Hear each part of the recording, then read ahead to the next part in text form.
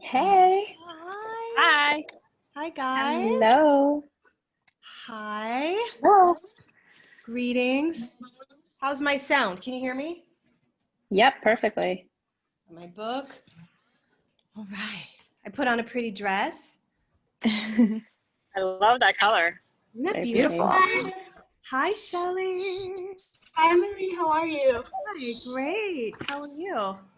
I'm doing good. Doing good. Yeah. I'm confused. I see my husband trying to get into the waiting room. What are you doing? Are you might give it should we let him in? I think we'll just let him in. Maybe I think he went surfing. I'm like, what are you doing? Let's say hi to Danny. Hi, guys. All right. All right. All right. Mighty friends. Thanks for being here. Thanks for being here. I realized yesterday was Sunday, and I was going, wait a second, am I going to do Miraculous Mondays every week? Are we going to really try this? And then it was like, yeah, just do it. So I put it out there, and we're just going to see how this thing goes. Let me just mute him. So thanks for being here, guys. I hear just a little bit of a dog. I wanted to talk with you guys on a few things that I've been processing. And as we can generally trust, let me see this. We can generally trust that when you're going through something like intense or heavy or serious, that your mighty companions are also going through something like that, at least one of you.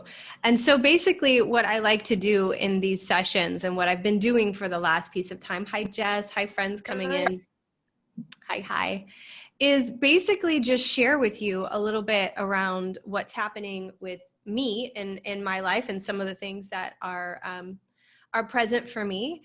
And because we're all joined, and the Course in Miracles, which is the metaphysical text that I've been studying and I pretty much teach from, says that all minds are joined.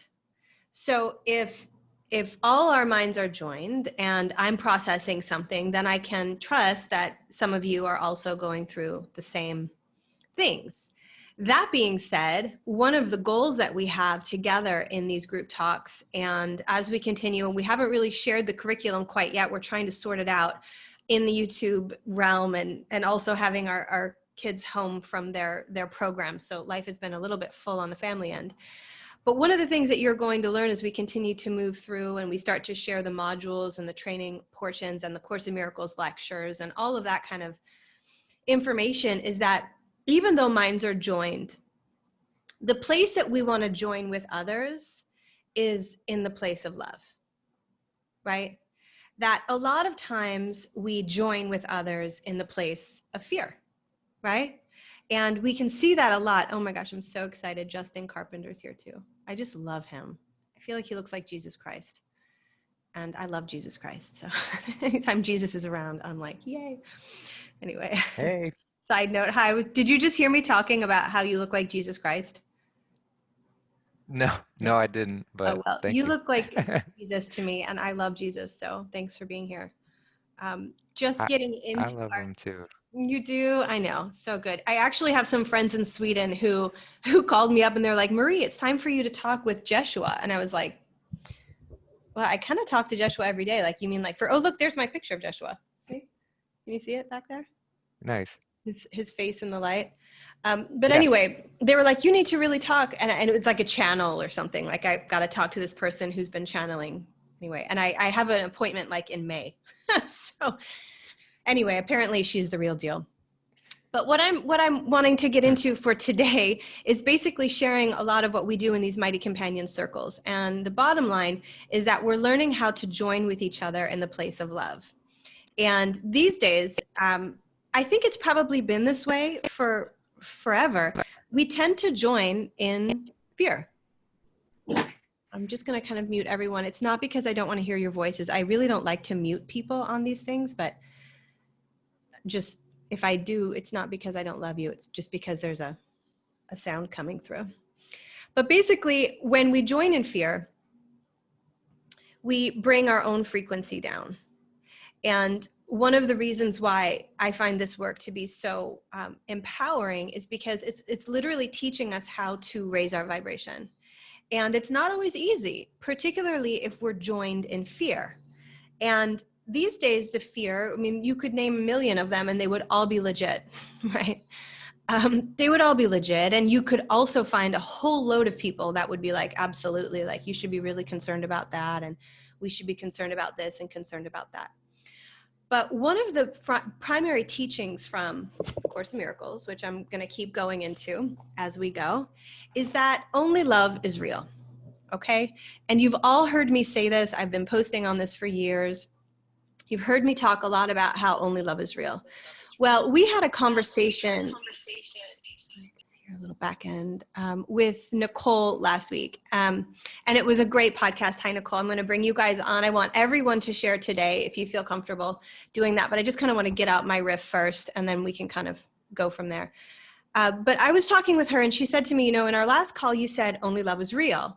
And can you clarify that a little bit? Like, you know, I want to talk about that. And I was like, well, absolutely. I love to talk about that statement. But what we're saying when we say only love is real, and this is really important, and that's why I kind of want to hone it in for our early meetings together, is that the state of love, okay, the state of heaven, which we all have had feelings of being in that place, haven't we? You've held an infant and you've felt absorbed into the moment, right? Or you've watched a sunset or a sunrise. You've all had them, you know, those little moments of bliss throughout the day. What the Course is teaching us, and what the point of the Course is really about, is teaching us that those moments are real. Those are the real moments. The other moments that we're freaking out, we're in our lower vibes, we're overeating, drinking, YouTubing, watching, you know, scrolling, whatever our vices are, the things that tend to kind of bring us down and make us not feel so good about each other. And I have them too. That's why I'm sharing them, because I found myself really spending more time than I like to spend in the state of fear. And fear, the Course teaches us, is an illusion. Why? Well, because only love is real. But I was in fear and it still felt real. Didn't it? You guys give me a thumbs up if you feel me. Sometimes when you're in fear, it feels real. And like we shared earlier in the call, there's so much to be afraid of right now. It's like, you know, there's a whole list, and we could go down it and talk about it. We're not going to do that today. But that time that we spend in the fear, we could look at it two ways. One way is that it's a purification. And that's how I tend to tolerate the times when I'm not at my best. And for whatever reason, I've sunk into some old patterns and I'm not feeling high. I'm feeling really bummed out.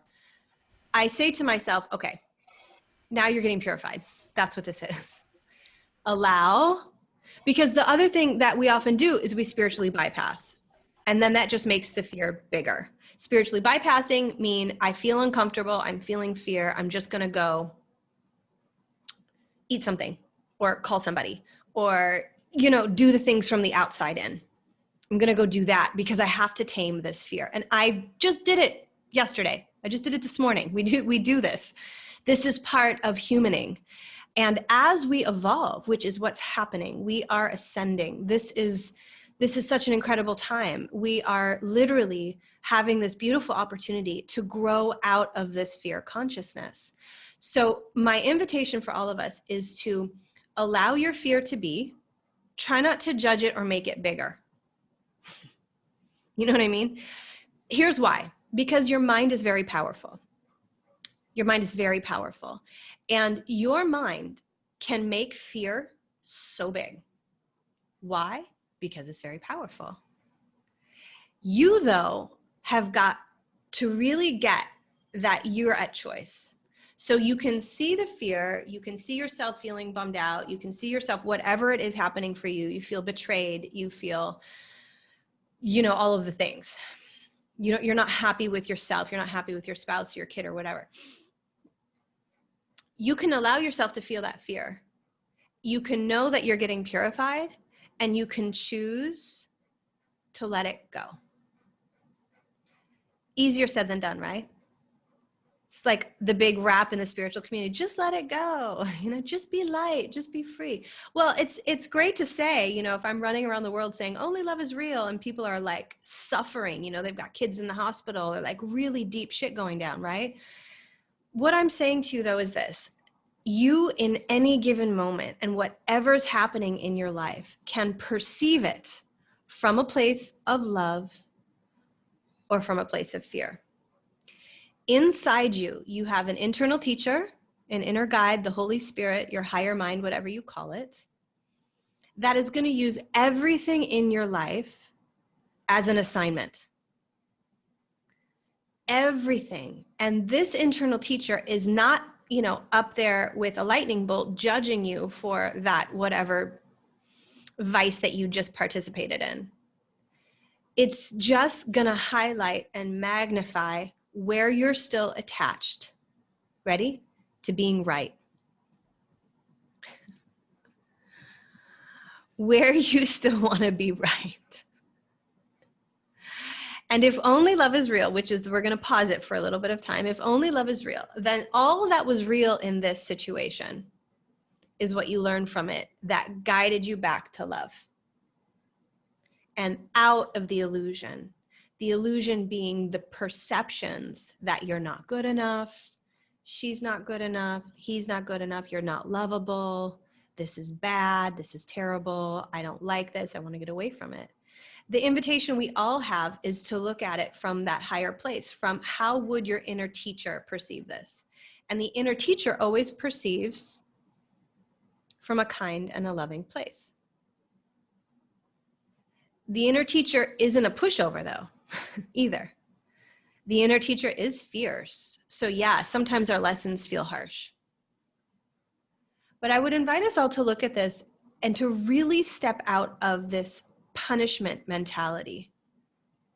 This is a lot of this old Judeo-Christian stuff that a lot of us have inherited, that somehow we're being punished if we're going through a hard time.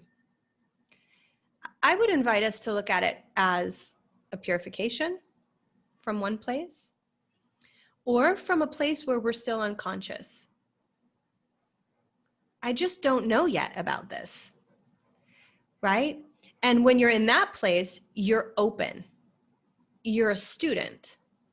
Part of the problem that a lot of us have had, I would say all of us have had, is that we've been programmed, and all of our schools, and our education has really imposed upon us this mentality that we have to be right. And if we don't know what's right, we fake it. Anybody else do that? You just fake it till you make it. You're supposed to know. And so you kind of just fumble and just, without really contemplating or asking your inner guide, like, what is this about? And that's the invitation for yoga off the mat practitioners, whatever we're going to call this program moving forward, is that we have this practice of centering and moving through life from the center lane, which the Course of Miracles would call the holy instant. And the holy instant is the now. And in the now, ready? Only love is real. Only love is real in the present moment. Outside the present moment, whoa, right? Ooh, I'm dizzy, I'm shaking. It's crazy, right? But in the present moment, only love is real. Now, in the present moment, you can process your fears. You can ask for guidance and so forth, but you can't confirm your fears are real to the Almighty. Because when you're in the present moment, you've become absorbed. The yogis call this the state of samadhi. You become absorbed in universal love, where that's all there is. So you can ask for guidance and clarity and refreshment and enlightenment there. But the key that you need to have in the present moment is a willingness to be wrong, to be led, to be shown. The difficulty we have is that we are attached. We're attached to our fears. We're attached to our perceptions. The Course says that a miracle is a shift in your perception. And when I first came to this teaching, I thought, well, that's not so hard. I mean, just to change your mind, that's not so hard. It is, isn't it? Sometimes hard to change your mind about, someone or some event in your life. Sometimes it can be really hard to change your mind. And then my mind went to, well, I thought miracles were, raising the dead or healing the sick or walking on water. I thought those were miracles. Well, they're allegories, as we learned from a lot of our new teachers now, particularly Charlie Freak, right? That basically, that's an allegory. Like, how can you walk on water? That's getting into the center lane. That's trusting only love is real. Anything that is coming to me in my perception is either love or a call for love. That's what the Course teaches us too. It's either love or it's a call for love. Well, my mind says, no, that's fear. That's betrayal. That's judgment. And I'm going through this. I can't even tell you. I said to, oh, hi, Danny. There's my cute husband. Hi, just saw you. I just said to him yesterday, what did I do to call this into my life? Because the only way out of your shit, the only way out of the judgment, the fear, the dunk, the illusion, the only way out of it is to take 100% responsibility for it. You can't be a victim of it. This is hard stuff. And I'm surprised, really, at how hard it is, because I was flying so high. And I don't know what happened. The full moon really set me off last week. And I was doing really great. And the full moon for me is like when there's that much light, it's showing all the darkness that you are still treasuring. And this fine line that we're walking on water, we're raising the dead. We're raising our lower level frequencies from the dead. We're welcoming them into the present moment as innocent. They're innocent because they cannot change the eternal nature of who you are. That's why fear is an illusion. It's because fear can't change you. Fear can't kill you. It can kill your body. It can kill your spirit. You can feel that way. But there is a part of you that is so untouchable by everything that happens. And our choice, and the Course teaches us, our choice is, and really our issue, is that we misidentify ourselves. Are you with me? We don't necessarily identify ourselves as that innocent, whole crystal that we are. Did you know that your bones are made of crystals? I just learned this recently. Holy crap, I had no idea. Amazing. But if we identify ourselves as the love, as the light, as the God self, as the risen Christ within, as that Christ consciousness, if we resonate and we believe that that's what we are, then anything that is not that is for A, purification, or for awareness, because we just don't know yet. And then you're going to get a big blast of full moon energy, that loving, feminine, wide-eyed, juicy, dense, grounded, anchored energy to lift up more and more of your sickness. The Course says that we don't have a body sickness, we have a mental sickness. And our mental sickness is that we disidentify ourselves with spirit, which is what we are. That's the only problem, the Course says, that we have. Isn't that powerful? That we don't know who we are.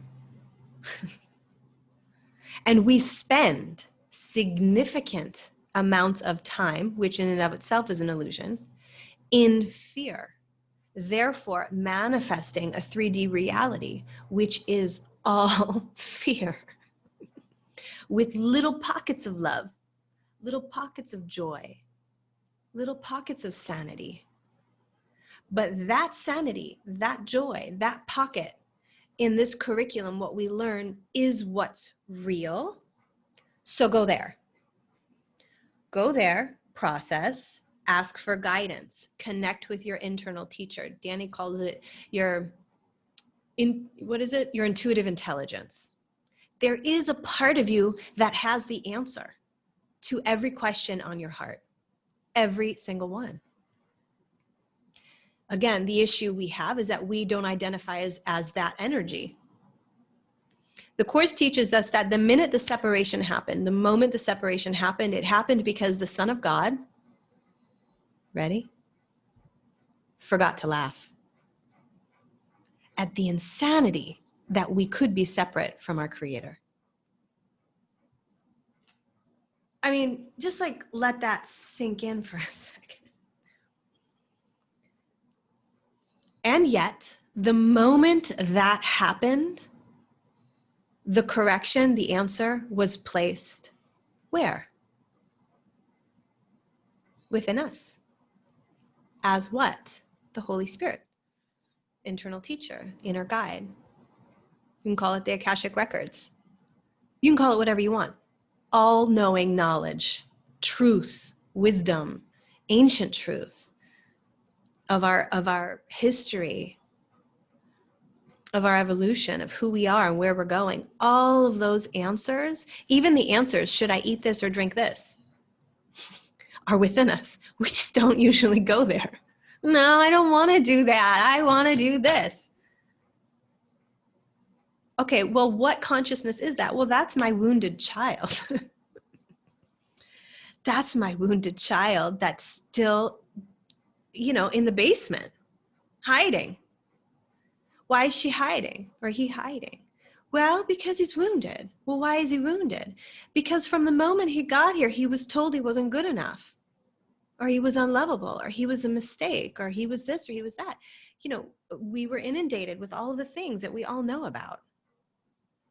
And then we wonder as adults why we have such a hard time sorting through all of our crap, right? We wonder. And again, if you have those two perspectives, instead of punishing or judging yourself based on those wounds, you simply look at them and you go, this is for either purification or awareness. That's what this is about. I need to purify this consciousness from me. And here's the kicker, guys. You can't do this on your own. I hate to break it to you. You don't need me. You don't need the group, although I find it helpful to have me in the group. You know what you need? Yourself. You need to show up for you. Your divine feminine, your divine masculine, your healthy divine feminine, the nurturer, the anchored one, the lover, the mama bear in you, and the masculine, the protector, the passion, the productive. You guys need to show up for your inner child. And we have a whole module on the divine family, the inner family, the masculine, the feminine, the child. We're going to get all this stuff up for you in the very near future. But for now, just let all of this kind of come into your awareness. Because the inner child within, the part of us that forgot to laugh, was the part of us that made a mistake and was afraid. Instead of making a mistake and asking for a correction. And we need to be taught how to do that. Because it's like I said before, we're so trained to we're supposed to have it right. Right? So the level of like inner child, holy inner child, I have to reframe that. Charlie's asked me not to use that word holy. Hold on. What is the word? Authentic. Hallowed. The authentic inner child, thank you, is naturally curious. Like, oh, what's that about? Oh, that was surprising. Now, here's the gig. If you're staying in the state of love more, then when fear shows up, you're going to be more like, oh, that's interesting. Where did that come from? Instead of it just being normalized low-level anxiety, that's just normal. And that's what all of us have broken free from. So all of you at least have that awareness already. You're like, wait a second, this is not normal. This level of shakedown. And that's why it's so alarming, I think, for us as we get higher and higher. But the authentic child energy is curious. And I want to invite all of us to be more curious this year. More playful. Well, let's play. Let's not be punished about this. Let's see, well, what happens if I do this? You know, we notice this in our children a lot. Like they'll do something and it will like irritate me. And then I'll realize, oh, they're just playing. And that's great. So whose problem is it?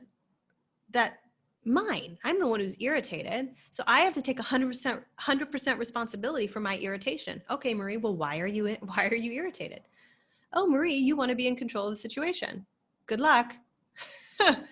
Good luck controlling the ocean. You know what I mean? We're talking about the natural state of being. This is what the yoga practice is about. It's about being natural. And your natural state of being is without stain. Because none of it was real. None of it changed the essence of who you are. The work that we have on a spiritual journey is taking 100% responsibility for all of our junk so that we can heal it, your junk DNA. You can then activate it. How? By loving it. Loving your craziness. Oh, look at me. There I go again.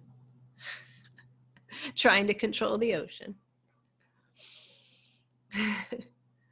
And then what do? Well, you just start to ask for guidance from the energy that holds, you know, stars in place, that created the stars.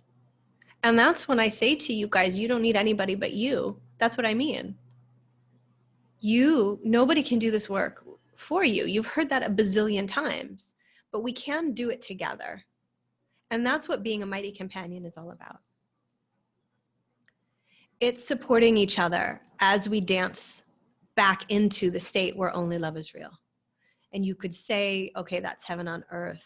For sure it is. You could say that's the new earth. And there are times, guys, like I was in a training, Danny and I had an amazing training in November. We had a 10-day event. And these are some of the things that I want to do this year. Like, I just want to host these events. And if you want to come on down. Just tell me when you're coming and we'll do it. No big deal. And what are we going to do? Well, we're going to get up in the morning. We're going to practice some yoga. And then what? Then you're going to drink some orange juice. Then what? Then you might have a little fruit salad. Then what? Then you're going to sit in the circle. Well, what's the circle? Like this, just not on Zoom. With the sea breeze and the air, you know, and the plants and the hummingbirds, because hummingbirds are everywhere around here, and palm trees swaying and, you know, like that. And we're just going to hang out. We're going to talk about all this stuff. You're going to be able to ask questions, and we're going to give you tools and processes. That's what we do. Well, and then what? And then you're done for a little while. From 12 to 4, well, what do I do, Marie? Whatever you want to do. Well, I think I'll just hang out by the pool and journal. Great idea. You should totally do that. I think I'm going to go to the beach and do a little surf. Great. You should totally do that. Then what? Then you're going to come back around 4:30 and we're going to do some more yoga. Then what? Then you're going to watch the sunset. Right? And then what? I don't know, whatever you want. Go drink some more orange juice. Go eat a salad. Go take a walk. Go to sleep with the sun. Do whatever you want to do. But we were in the sequence, which you just felt the vibe of it, right? You just felt what that would be like to do that every day for 10 days, where that literally was the extent of your activities. Well, it's kind of challenging a little bit at first. Some of the gals that were here, you know, they showed up wearing masks, you know, on pharmaceuticals, you know. And what happens? Well, within 24 hours, they're kind of like, wow, I don't think I need to take my my stomach medication anymore. I go, yeah, you probably should stop taking that if you want to get well. You don't have to wear a mask. No, not around me. I mean, if you go into the big shop, you do, but you don't have to do that here. Why? Well, because they're selling bananas on the side of the road. And all you really need to do is eat bananas anyway. And you should probably just eat bananas for a whole day and see how you feel. You'll feel great.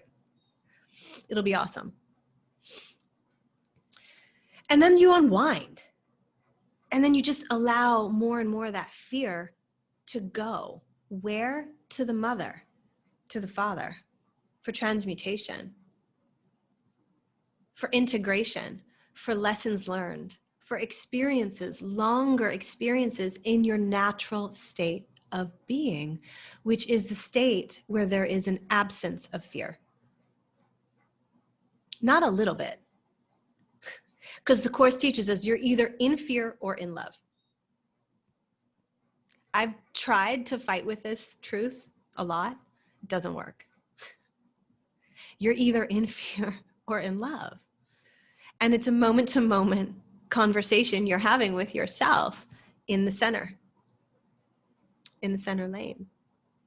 And so the people are here, they're growing, and in the middle of it, everything starts to fall apart for me and Danny. Everything we thought was real starts to fall apart. And on one hand, thank God in heaven, we were in that training. Do you see how miracles occur naturally as expressions of love? We were held in a resonance where we were just in this flow. And then life, right? This is always what happens after the training. What happens? Well, everybody leaves. We were trying to create something where this is just nobody leaves. Where are you going to go? Where are you going? We just have like a community, and that's what we do. And that's what this is about, like 100%. Because as we continue to ascend, I just find that, wow, it's so beautiful to have mighty companions in your midst. Fantastic, we have Zoom. It's wonderful. Thank you, Internet, for Zoom. And yet, we deserve wholeness. We deserve 100% love. Why? Because you were created. You didn't create yourself. You were created. You have to decide, was I created by love? Yeah. Okay, well then that's all you are. And everything else we're dealing with is what the Course would say is a miscreation. That's what fear is. It's a miscreation. It's using the power of our minds for fear instead of love. And we didn't even know we were doing it. And now more and more of us realize how deeply we were doing it, how deeply we were subscribed. We didn't even know in so many ways until you start unplugging and plucking one to one to one, all the programs, all the lines. And we sit and we allow ourselves. I sat last night in meditation, and here's what happens to me, and maybe this is the truth for you too. When I go into fear, I resist all of the things I know are going to take me out of it. Anybody else do that? Oh, good. I thought I was the only one. And I want to do all of the things that feed my fear.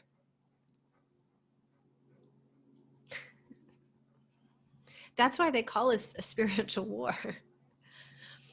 And that fine line. And in yoga, why do you do so many warrior poses? That's a good question we need to start asking ourselves. Am I doing it really so that my arms look great? Well, that's a benefit. Not really, though. You're doing it because you're training your mind. And that's what the Course curriculum is about. It really is about training your mind how to choose love. Because you're always choosing one or the other. You're the one at choice. You're not a victim of the world you see. And anytime you feel victimized, it's just asking for purification or awareness. Awareness, and then moving into truly guidance and prayerfulness and openness and willingness. And that's where a lot of, even more fear comes up, because some of the guidance you get is, move to Mexico or go to DC tomorrow, right, Justin? Or go here, or go there, or quit your job, or go drink juice, or, you get all this guidance, and then the brain that we so associate ourselves with actively resists it. And it tries to prove all the reasons why you shouldn't. And that's why we struggle. And that's why the invitation is to say, oh, look, all of it is fear. Instead of using your analytics anymore and your logic. Notice your vibration. Notice how you feel. And then just get really clear. Is this love or is this fear? And then start moving. Are you with me? Does that make sense? Because again, fear is an illusion. Only love is real. So where do you want to be? Becomes the question. Where do I want to live? Yes, geographically, but also spiritually. Where am I most at home? And am I willing to do what it takes? Meaning to purify, to become aware of what's in my way so that I can spend more time at home. In heaven. You know, where you're from. Are you with me? Where are you from? You know what I love about the Course? I'll give you this before I open it up. One of the things I love so much about the Course is it says that we are aliens here. I love that. We're aliens in this reality of fear. We have no idea what is going on here. It's quite alarming. Why? Well, because we didn't come from here. We came from love. And that's all we are. And we're trying to fit into all this stuff. It's really tricky. And we get sick along the way. Trust me, I have been. We do crazy things. But again, remember this. Always remember this. The teacher is loving and kind. It's not going to punish you. Sometimes the lessons feel severe, but they're severe because you're more attached. And the work can be tricky, can be hard sometimes. It really can. I don't want to be like, oh, you know, it can be hard. It can feel like a war. Your body's telling you drink juice and you're like, no, I want coffee. Eat a date. No, I want a cookie. Just using food because it's fun. I'm going to bring Jennifer on here soon because she has some stuff to say about that as well and how we're going to move out of this because it's dense and it does sometimes feel like a death. And there are parts of you that are going to die. I'm just going to say it. I don't mean to be dramatic, but it's true. But guess what? The good news is the parts of you that are going to die are the parts of you that are not serving your highest potential. That's all. And if you can continue to detach from that and trust that only love is real and God is good and loving and the future we're creating is beautiful and that's what's real, then you'll be more and more willing to let go. And pace yourselves. Please be kind. Please be kind. The last thing that Spirit wants you to do is to take everything back into the ego for punishment. Spirit's going to use everything for your highest learning as an assignment. Every person in your life is an assignment. And I'll wrap it with this. One of the things that I've been learning through this process so deep for myself in terms of taking 100% responsibility for what's going on in my life is that if I do take 100% responsibility for it, I get to change it. If I don't, then I can't change it. I'm subject to the lower vibration interpretation of this, either from someone else or from my own ego. But if I'm willing to be responsible for it, then I get to rise above that. I get to go, oh, okay, well, I'm not at the effect of this. Someone thinks this about you, so whatever it is. If you identify yourself as an innocent son of God, which is what you are, and which is what I'm going to spend the rest of my life trying to convince anyone who will listen to me.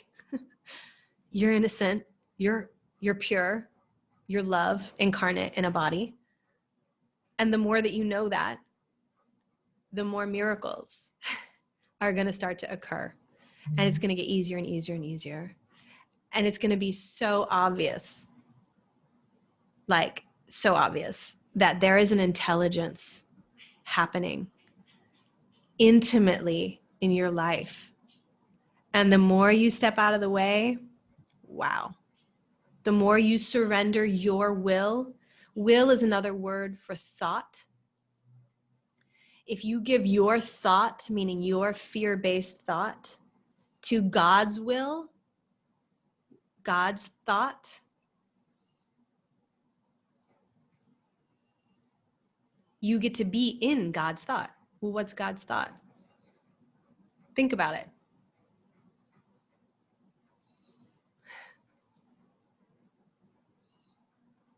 Feel it, right? It's that vibration. That's God's thought. Pure love, joy, bliss, safety, support. All the things that we want and need, right?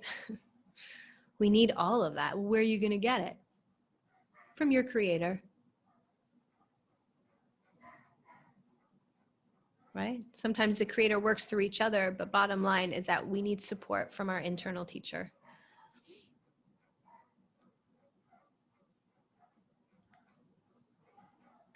How was that wrap? Did that work for anybody? Amazing. Amazing. Thank you. You're welcome, Shelly. That was amazing. That's what we do. That's what we do. Yeah, Marie, that really spoke to me. I mean, I had my experience. I reached out to you and told you what had occurred to me. So this has been going on for several years. And, you know, I discovered Gnostic teachings actually through Edgar Casey years ago. And, you know, I've been studying the political environment, and I was always at loggerheads with all my professors, you know, because academia is so infiltrated right now.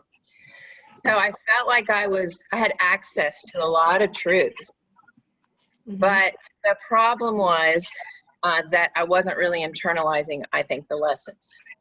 Okay, nice. And I struggled. So there's a little bit of back. Is that coming from me? The noise from the back there? I don't know if that's. If you guys can just double check that you're muted, not because we don't love you, but because, and I'm going to mute myself too. Go ahead. Okay, thank you. Can you hear me all right? Okay. So, yeah, I went through a really dramatic period where, well, I'll tell you my history. I grew up building houses with my father. And this is literally, he was a workaholic. This is something he would come home and do on the weekends or in the evenings. And we would go out and we would spend hours. And it was kind of like my childhood was spent there from the beginning to the end. Many, many years, many, many houses. And when he passed away, his trust actually, you know, a new trust was formed. And it was very shocking to me, but I was left out of the trust. So all the money that went into that trust was from my labor and not from the labor who are the people who are going to be benefiting from that trust. Wow. So you can imagine the level of betrayal, okay, that I felt. On top of that, I felt another betrayal coming from a male. So it was all hitting me so hard. Mm-hmm. And I was overwhelmed. I went into depression because I felt like, you know what, I love these people more than they loved me. Because I really believed I was putting my time into effort into a community Yeah. that was going to give back. And that's what I was told. Yeah. But it didn't turn out that way. Wow. So I fought hard. I really looked for ways to look at the big picture. And I always had the big picture. I'm always an abstract, big picture thinker. And I looked for ways to overcome this. And I'll tell you, it's been several years. And, you know, normal activities I was doing, I was gaining weight because of the negative thoughts. They were so overwhelming that I probably gained, you know, 30 or 40 pounds over the course of a few years, which is really unhealthy. And my son, he's been very supportive. He seems a little dead. He didn't get much sleep last night. That's a long story. But he's also, you know, he's very big into Charlie Freak, and he follows all this stuff. And he's like making fun of all his friends. Just yesterday we had a conversation. I want him to chime in too, because we need to hear young voices here, you know. Yeah. So I'm really happy. Where is Shelly's there. Shelly's She's going, there. Okay, great. It's great to hear from these young voices because they need somebody hey, we're not following the crowd. We're not doing what all these other guys are doing just because the group think tells us to do. So, we do need some of these guys to come out and speak up. But, I'll tell you, it's an internal spiritual war, and I've come to realize it's also an external war, because this is just based on my experience. I've tried many methods. I've spoken to professionals. I've followed channelers. I've followed, different people who have all these tools. And here I am trying to work with it. I'm like, it's still not working. It's sitting inside of me. And then I made the conclusion. I said to myself, when the Star of Bethlehem, when I read about that was coming, I'm a Gnostic. I'm totally into Gnosticism. So I really believed in that. And I don't know if that was my permission slip, or if I think there was something to it. That night I was on a Zoom call with a group of ladies who were doing like a cacao ceremony. Oh, nice. I love that cacao. night. I felt before that, actually, I made the decision. I really talked myself through it. I said, you know what? It's just money. Okay, so I have a higher consciousness than these people because I love them more than they do. But I came to the conclusion, I said, you know what? I'm just going to let it go. It's controlling me. It's controlling my physical, my shape. It's controlling my mental. It's such a control factor. Wow. And I'm letting it do it to me, So I just made that decision. I said, okay, look, that star is going to appear at 6 o'clock. So I made the decision that I'm going to let go of everything. Wow. And guess what happened to me that night around that time? I felt a huge lift from my heart chakra. I was like, this is a solar plex or is that heart chakra? I felt it from my heart chakra at that time. Wow. And I was talking to these women on the Zoom call. I'm like, oh my God, did you feel that? And they're all like, I'm like, no, I can't be the only person feeling this. And, I was like, okay, they're giving me explanations. They're like, oh, it's, this and that. And I was not satisfied with that answer because I'm like, okay, this is not my head. This is not like some I feel you. spiritual explanation. And so I started doing research on it, and I didn't find a lot of people who had that similar experience. But I went to a video on Uluru, I think I'm pronouncing it. Yeah. I heard a lot about that. Yeah. They described the experience that I had. Beautiful. Wow. I was finally happy to get some closure on that. Wow. Can I just add to that? Because this is how miracles work for everybody here in the circle. This is what we call the circle. And in the circle, if you want it, you get the floor and you get to share. And then, we banter a little bit and then we move on. That's kind of what we're doing. I think you've figured that out by now.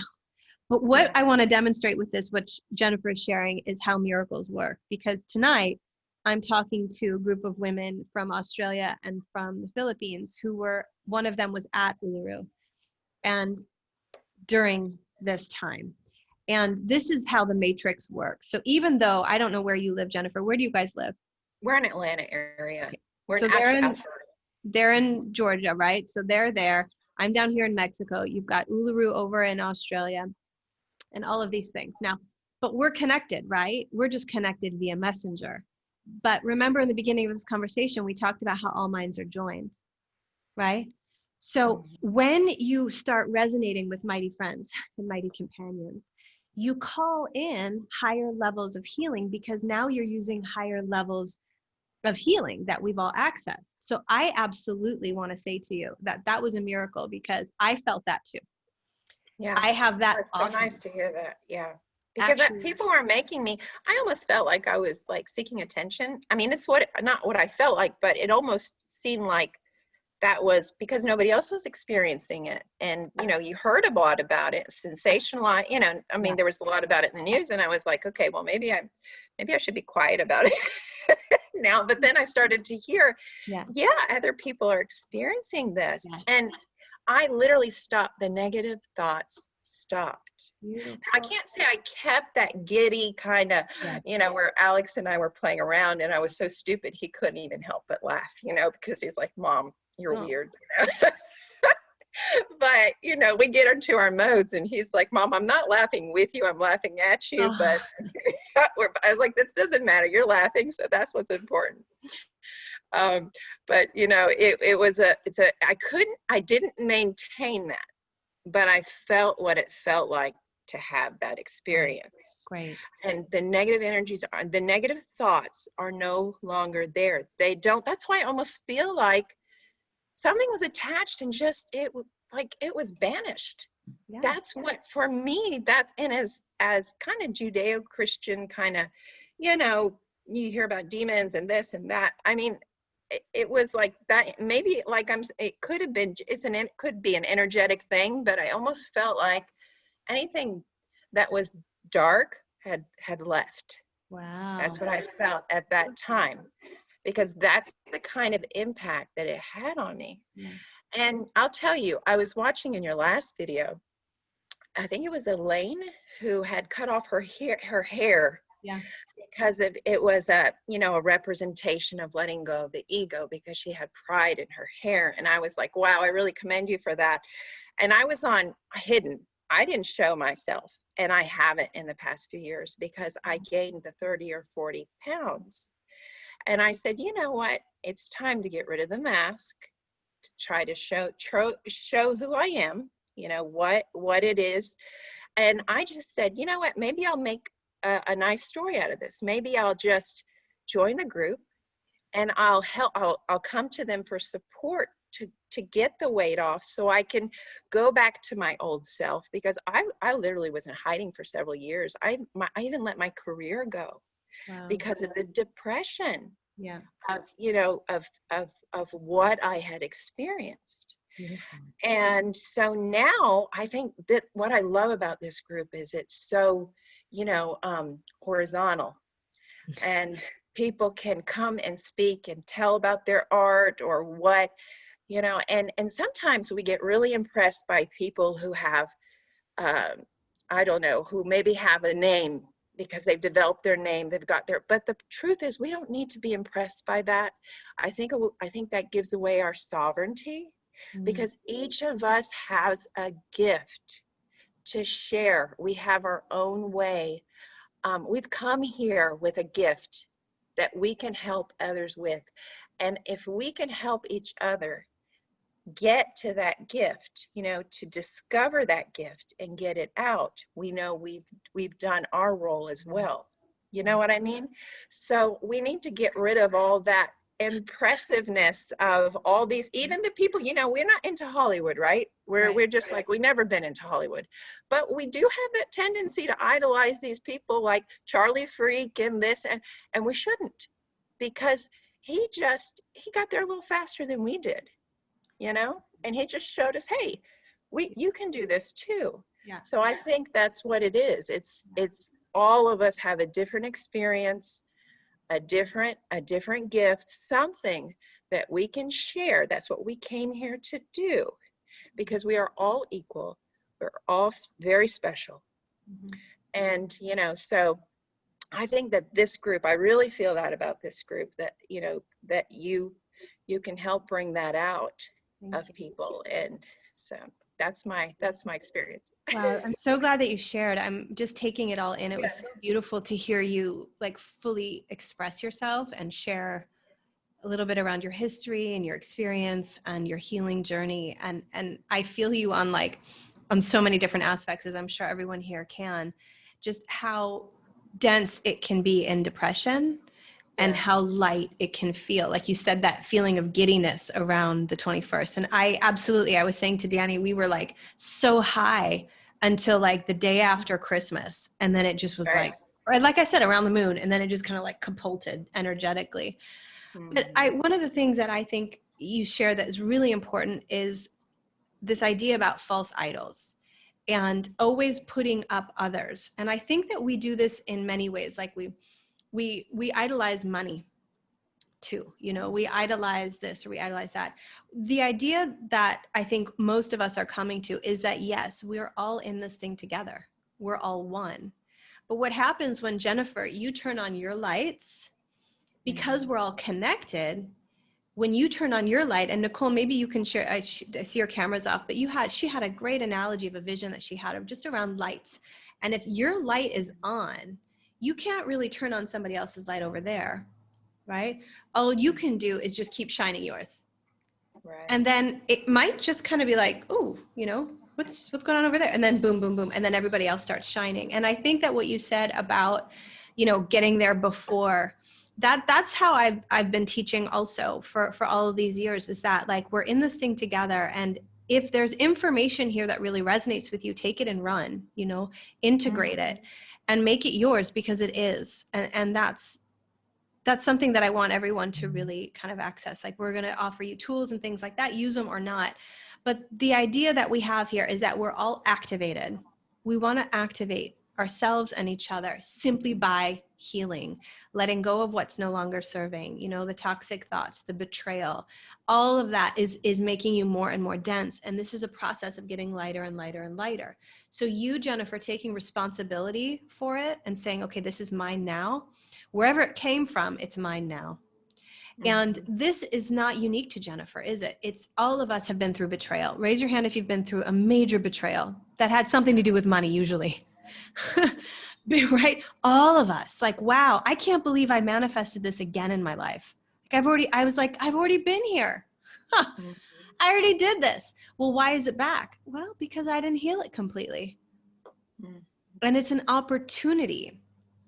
It's an opportunity.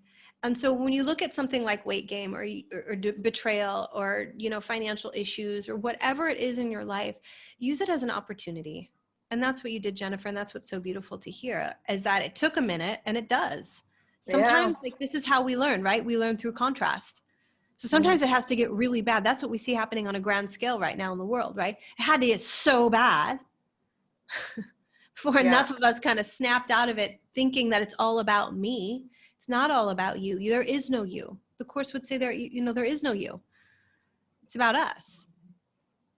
There's no separation between you and me. It looks like you're over there in Atlanta and I'm here, but we're actually the same. We come from the same energy. And so that's what this is about. It's tapping into that and giving others permission to do the same thing, not because we gave them a slip or a certificate or anything like that, just because we did it. And no matter how many times the entities or the forces or the memories or the karmas or whatever you call them, that energy of fear seeks to pull you down, one of the best pieces of medicine that always gets me out is service. Yeah. It's like, go do something for someone, selfless. Like, just really go do something good. You know, try to get out of your own way. Beautiful. Wow. All right. So are you guys going to help me? I need help now. I need support. I need to lose this 30 or 40 pounds. I'm giving myself 45 days to do it. Because I am a little bit of a, you see, I'm a little bit high strung. So I think, you know, I can pull it off. So if I appear every week, you know, looking a little different, and you're like, yeah, we can see that. Or any kind of tips you can give me to make that, you know, make that happen. I think those support groups are, particularly this one, because I connect with everything you're saying. Thank you. Is definitely going to, is a motivating force. We can do it. We can do it. I'll speak for everybody. We can do what we can. I mean, I know for me, you know, and I'll just go briefly here. Maybe we have a whole call on diet and I'm going to have Josh X. I'm sure you've heard of his work. You know, there's different layers of this. The ultimate goal, and I'll just say this and you can agree or disagree, it's fine. But the ultimate goal is getting to all raw. That's the goal. All fruits, all raw. Mostly fruits, a little bit of vegetables, some seeds. That's what's best for me. And I've tried so much, and I'm not perfect. I'm like maybe 94% raw. But I've gone through a lot. But I think that if you can start initially, everybody should really try and get out eggs, dairy, and meat as soon as possible. Start one at a time if you want. Start just with eggs. And if you can't, just have them once a week if you eat them every day, or twice a week. But start somewhere that's real for you. And here's another thing I want to give you, Jennifer, and everyone here. food is a relationship, diet is a relationship. So in this case, she understands that she's got to let go. She understands she's got to let go of her toxic thinking. Really important. If you think you're not good enough and all of its subcategories, you're literally, it's a mind sickness. Mind affects the body. The mind is the program for the body. But everything is a relationship. So we have a tool called the 8 keys. And I'm going to see if we can figure out how to get module 1 up in YouTube tonight. And if I can't figure it out, I'm going to just give you the Vimeo links in our Facebook group. Okay. And watch the first module this week. That would be a great assignment for you guys that are here. I think it's about a half an hour. Oh no, the first module is 4 videos. It's maybe 45 minutes. But basically, it's a tool that's going to help you to sort out and support you in sorting out things like, what are your expectations? Now, food is a relationship. So this process would be on your relationship with food or on relationship to your physical transformation or whatever it is that you want to do. And it's going to take you through 8 different keys. Like, what are your expectations? What is the purpose of food? What do you want and what do you need? Those things are different. Okay.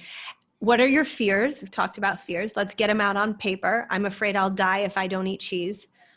Whatever it is, I'm just making a joke. I'm afraid, whatever. But write it out. And what I love about this tool is that it just gives everybody an opportunity to just like get some of the stuff out that's swimming around in between our ears. And that's really important. So I'm going to get that for you. And then maybe you can ask me questions in the group and also privately as you move through that. And then we can maybe process some of that in our next call. And that's what I used to do in our online courses, where it's like people would present some of their assignments and we'd go through it, because what you realize is that because we're all in this, we're all going to have similar stuff. I'm sure all of you resonated with at least one thing that Jennifer said. And that's really good stuff. Danny's writing us some notes. Course links. Okay. Anyway, you guys can check that out. Okay, so we're here for you, but let's just start this week. Give up something that's animal-based. How about that? Let's start simple for a whole week. Trust me, you can do it. You're going to feel so much better. It might take a minute, but. All right. Who else wants to share? Thank you so much, Jennifer. We're going to see you throughout the week, okay? Who else wants to share? I'm happy to I jump would in. love to share. I- Oh, you could go. Okay, thanks, Shelly. You're next, Shelly. Yeah, so just wanted to kind of touch on a lot of things that have been discussed here, and just our relationship with fear and how it shows up. And one thing that helps me a lot is, and Marie, you mentioned it, but maybe not this specifically, but just coming at it from a place of gratitude. Always having that baseline gratitude of this is a gift, as much as it might not seem so in that particular moment. It is a gift, because this whole experience is about our journey descending away from that place, from our home, and ascending back. And we couldn't have that full realm, that full range of experience, because what better feeling than to descend all the way to the very depths, to the very bottom, to feel that nitty gritty, like that grimy, just like, that place that, we all know how it feels like, in that pain and that suffering, and then to rise above it, like to break those chains of bondage, to ascend past that. Like, what better feeling than that? What better exaltation than to rise up and to feel that joy? And so just remembering that that's really the whole reason for this experience, that we chose this. There's no such thing as being a victim. There's no such thing as, there is no victimhood. We can choose to step into that, and we can choose to play that role, but there's no such thing as that. And so, taking that larger perspective is very helpful for me. It can be dangerous. So I'd warn with that too. Don't always take the big picture perspective, because then you can lose yourself and stay out of the present moment and stay out of this experience. But it's helpful to kind of realign. It's very helpful for me to realign in those moments where it feels so dark and feels so heavy, to just remember of like, wow, I chose this, and this is why. This is why I chose this, to experience that full realm, that full range of experience, that full range of emotions. So that way, when I'm experiencing those you know, those moments of deep sorrow or deep fear or any of those, it's like it's a gift. It's a gift because I get to feel that, and I get to transmute it, and I get to rise above it, and I get to feel what it's like to come out on the other side. Wow. Wow, how amazing. Like, it's incredible. So Wow. just wanted to add on to that. And you know, you mentioned, Marie, you mentioned A Course in Miracles a lot, and I haven't read that, but I'm familiar with the Raw Material and the Law of One series, and it's amazing the overlap between those two, and it just kind of ties in so beautifully to where truth actually lies, and it comes from so many different sources, and so that's what's so cool about this experience too, is it's written in so many different places, but it all comes back to the same story, the same route, the same way of getting there. But one thing that's mentioned in the Law of One is when you are presented with a negative entity or some sort of lesson, to greet with love, regardless, to thank them for the lesson, thank them for the opportunity to grow, and greet them with love, and anything will dissipate. It doesn't matter what it is. It Totally. It doesn't kind matter. of disarms it, doesn't it? It kind of like Yeah, it shocks that energy of fear. right, When you're like, oh, thank you, namaste, greetings, and how are you? And it's like, right. Yeah, so and you can even say, you know, thank you, but your service is not needed at this moment. You know, I don't need your service in this time, and it dissipates. So yeah, just a couple little helpful tips from me that to kind of help deal with that mess. thank you. Deal with that mess. We love you, Justin. And I think one Yeah, of the things that you said was so powerful is that it is in many forms. Like, you know, there's A Course in Miracles, there's the Law of One. Another book I really love with some potent spiritual wisdom is The Way of Mastery, which is a book that's supposedly channeled by Jeshua as well.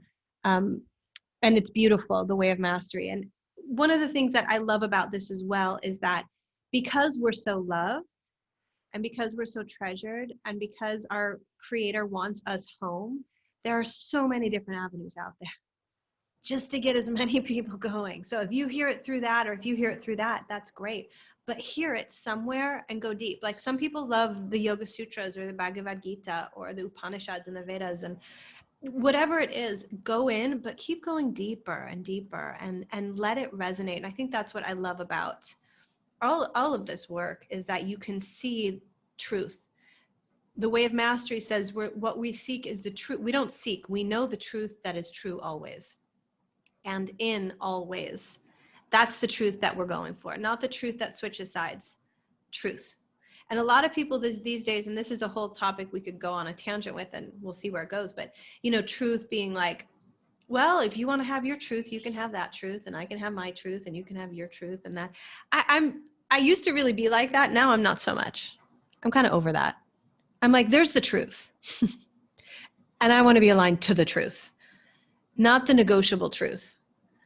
And yeah, I'm just going to put that out there. And I'm saying that we're getting deeper and deeper into that, the more we're willing to let go of what's not the truth as being the truth. And the truth becomes this pristine, you know, refined frequency that we can attune ourselves to and resonate with. And then we know more and more. And it's not about saying, well, I have the truth and you don't, but it's like, I have the truth, and just saying that again and again, like, I have it. I don't know. Like, at this point, I just know that I have it. And that's the work, is to make sure that you keep it when other yeah, people say you don't have it. yeah. We can all have our own interpretations of that truth, but as long as we're aligned with that singular, there is only one, and it is immovable, it is non-negotiable, it is Beautiful. there. Yeah, well said. Thank you. It's love. For me, I call it love. I call it love. I love love. My daughter says that. She's 6. Oh, mommy, I love love. I'm telling you, these kids, the ones here now, I mean, like, they're high as kites. They're just like these little bright lights. My son is like, he's still saying me, "Happy Christmas, mommy, I love you." It's like, he's 4. He's got this long blonde hair. It's like, oh my God. The love, it just keeps getting bigger and bigger. And that's what I want for us. And that's what our creator wants for us. was just more and more of what Justin said, that exaltation. And it is about allowing the times when we're in the dungeons to be gifts so that we rise higher and higher and higher. And know that you're home there. I think that's what initially used to like freak me out about being in the love, was that I would be like, oh, I don't deserve this, or this is too good to be true, or this isn't the real world, right? All those ego conversations. Or I don't deserve this, or there's no way I could do that. Well, it's good for you. You can drink juice. You live in Mexico. Like, you know what I mean? Like those things that just tend to be present, this egoic consciousness. And I think after the transition, it's become even more of a reality for us, because I felt like it was harder to tap into things. I feel like negativity is easier just to flick off. Nice. But even though you flick off the negativity and you avoid those negative thoughts, you still, this is just based on what I'm feeling, you still got to you got to raise your vibration. And that gratitude, so not feeling the negativity, but at the same time, getting to the next level of just constantly putting yourself in a state of gratitude. That takes work. I think it takes work. But we've all felt moments, like you said, of gratitude, pockets of gratitude, but now especially, and I don't know what you guys think, I've heard theories about the new earth, old earth. There's going to be people who are going to split and go on the old earth, and there's going to be new, but I don't know. I just feel like it's a collective Kundalini awakening. I really hope it's for everybody, except, of course, for the Satan worshipers. Let them experience revelation like they deserve to experience after all the horrible things that they've done. But I'm really hoping that this is like a collective Kundalini, and it's not that I'm better or I know more information than you do, and there was periods where I thought, oh, I knew all this way before all these people. So, my moral compass is so much more in tune than yours, but it doesn't work that way. I came to the realization that we all have our experiences. I just went through a lot of crap, so it hit me a little bit sooner, but it's not, in the grand scheme of things, it's not, the time difference wasn't that much different, right? So I just feel like we are really collectively going. I don't know, what do you guys think? Do you think it's a split between a new and then you got the people who are just going to be sitting in this negativity, this negative new earth, or do you think we're all just going to collectively wake up? Justin, you take it, and Angelica too. I want to bring, hold on. I muted you by accident. Will you unmute yourself? There she is. I'm trying to pin you.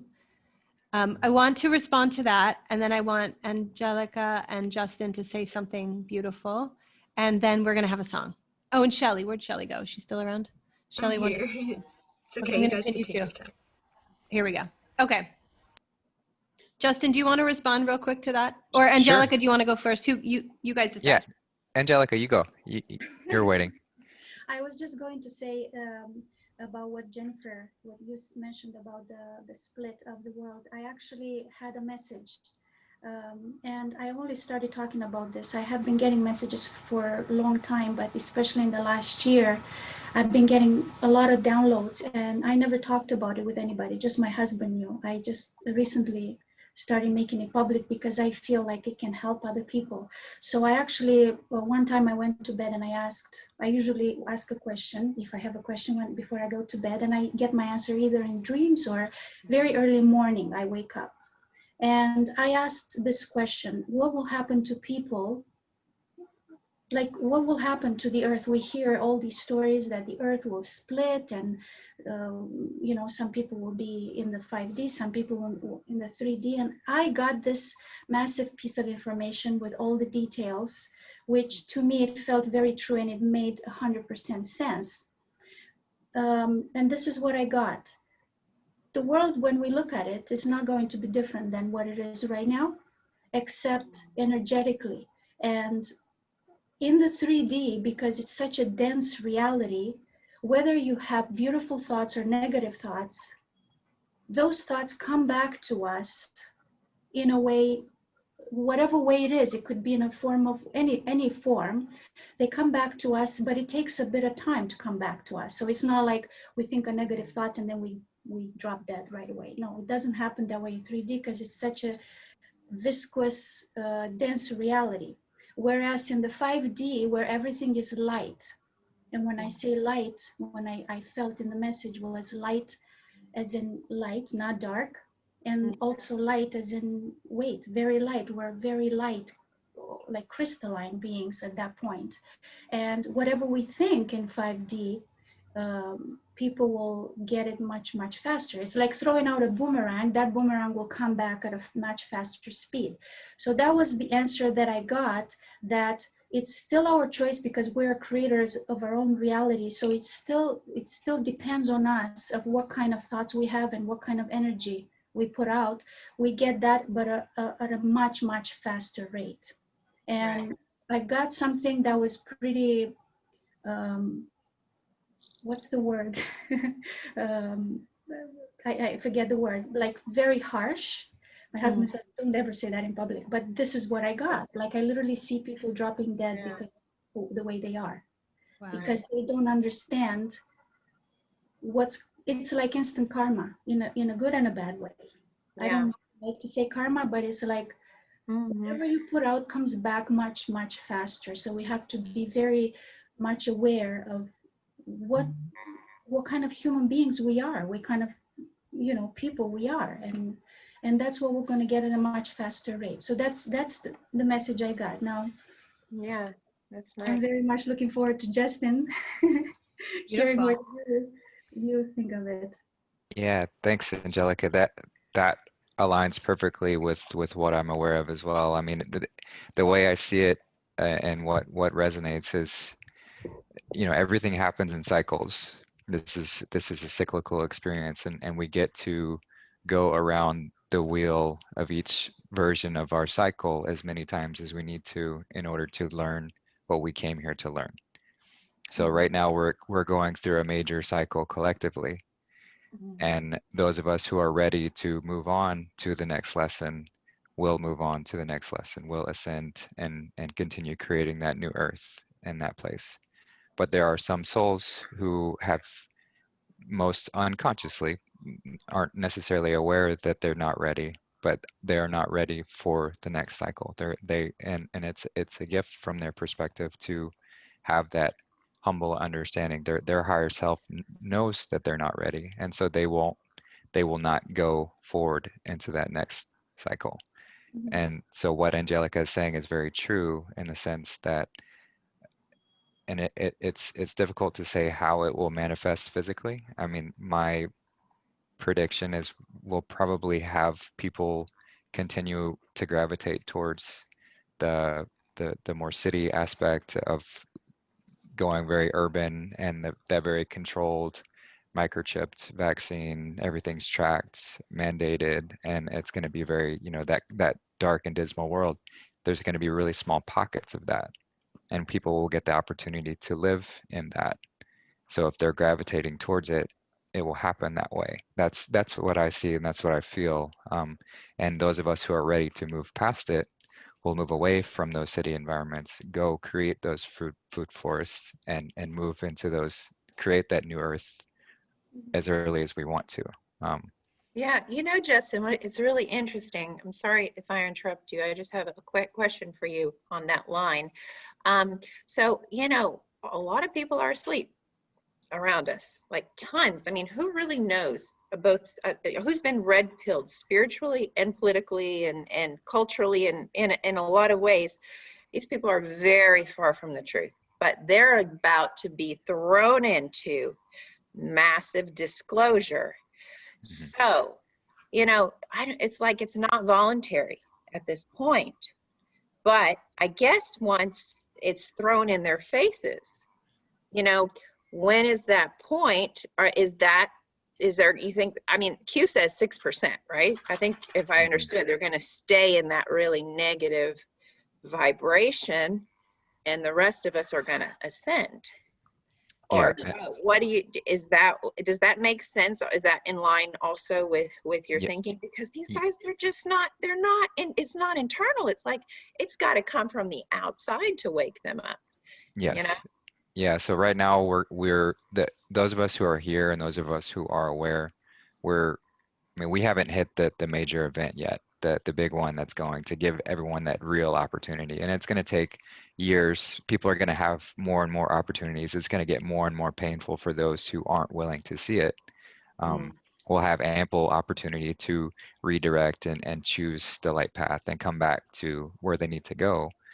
But every single opportunity is going to be another challenge, is going to be another gift to take or to reject. And Yeah. so that 4 to 6% that Q mentions, I mean, is going to be likely those people that no matter what, are their soul has said, I'm not ready for that. I'm not ready for this. And therefore I choose to go through another major cycle. I choose to go through another incarnation wheel, which is fine. You know, that and that's for us to have that forgiveness and that compassion and understanding that this whole creation is so beautifully constructed. It's so perfectly made to give us as many opportunities as we need to to really learn and grow and do exactly what we wanted to do in this physical form. And Because it was if we didn't, then we wouldn't, you know, we wouldn't have completed our mission, what we came here to do. And so it's just amazing that God has provided us with ample opportunity, no matter how long we get to choose how long it takes, and every step of the way. the nice thing, beautiful thing from what I know is that nobody can lose in the end. We're all No. winners at the end. So it's we decide the pace, but at the end, this is something that I actually like to say it in a strong, message. We have no choice but to end up well. That's what I like to say. And I don't know if it's too idealistic, but that's what I believe in my heart. We have no choice but to end up well. So whether you're going to wake up today or in 100 years, you will still wake up. You have no choice. And whatever it's going to take for someone to wake up, and God is patient. It doesn't. I think he's being less patient. He's like hitting us over the head now, you know? I mean, for me, I was hit over the head years ago, but now it's like these guys are going to have their dark night of the soul. And I don't know, it's like wake. If I may say, I don't think God is the one hitting us over the head. I think we're That's true. ourselves over the head. Right. Spoken. All right. Yeah, Makes sense. that's what I think of God. Yeah. We You have think free it's will, so free will gives us that power to choose. And I can only talk from my own experience, but it's unfortunately it's only when I woke up after hardships. Hardships pushed me to wake up, I have to admit. yeah. But I never felt like God was the one who gave me the hardships. I look back and to me it's so clear. I created them. I allowed things to happen to me. I could have easily said no to things and not gone through 7 years of suppressive marriage, or, like I could have very easily to say. And when I look back, I can see I had all the signs. It's not like I was completely blindfolded and plugs in my ear and I didn't have the information. I had all the information at hand to make the right choice, and I didn't. So what I cannot answer to is whether that was something that I had to go through. I don't know. This is I can't. I don't have the answers to all questions, but I know that when I was really, really pushed, I said, you know what, enough. Right. Enough. That's what it took for me. A change. Beautiful. Yeah. Yeah. Looking at astrology, and I love Santos Bonacci's teachings on this, and how astrology is the true science, because it's looking at God's clock and how it's all perfectly aligned and everything is happening in this beautiful cycle. And if we study it, if we truly know ourselves and how it fits within that, and we see how the stars are rotating around us, it creates this ability to look in and see when these major cycles are going to happen, so that we can prepare for it accordingly. And if we choose to remain blind to that, well, then we'll just be further susceptible to it until we decide to pay attention. And we, again, we get as many cycles as we want. There's no end to it. It's God's eternal, infinite moment, always. Mhm. Beautiful. And it's all okay in the end, but Always. it doesn't feel good when you're in the moment going through something, obviously. It's hard to see, the silver lining sometimes. And But it makes that silver lining that much sweeter. yes. Yeah. And you search forever when you've got these really bad, heavy feelings. You just want so out of that heavy feeling. You expose yourself to everything under the sun, and you'll be surprised. A lot of the time, the information, like the specialists, they're telling you, okay, no, it's this and that. And if it was really what the experts were saying, you would be able to heal yourself, I think, fairly quickly. But I think it's just making sense of all the tools and all the ideas that different people throw out at you.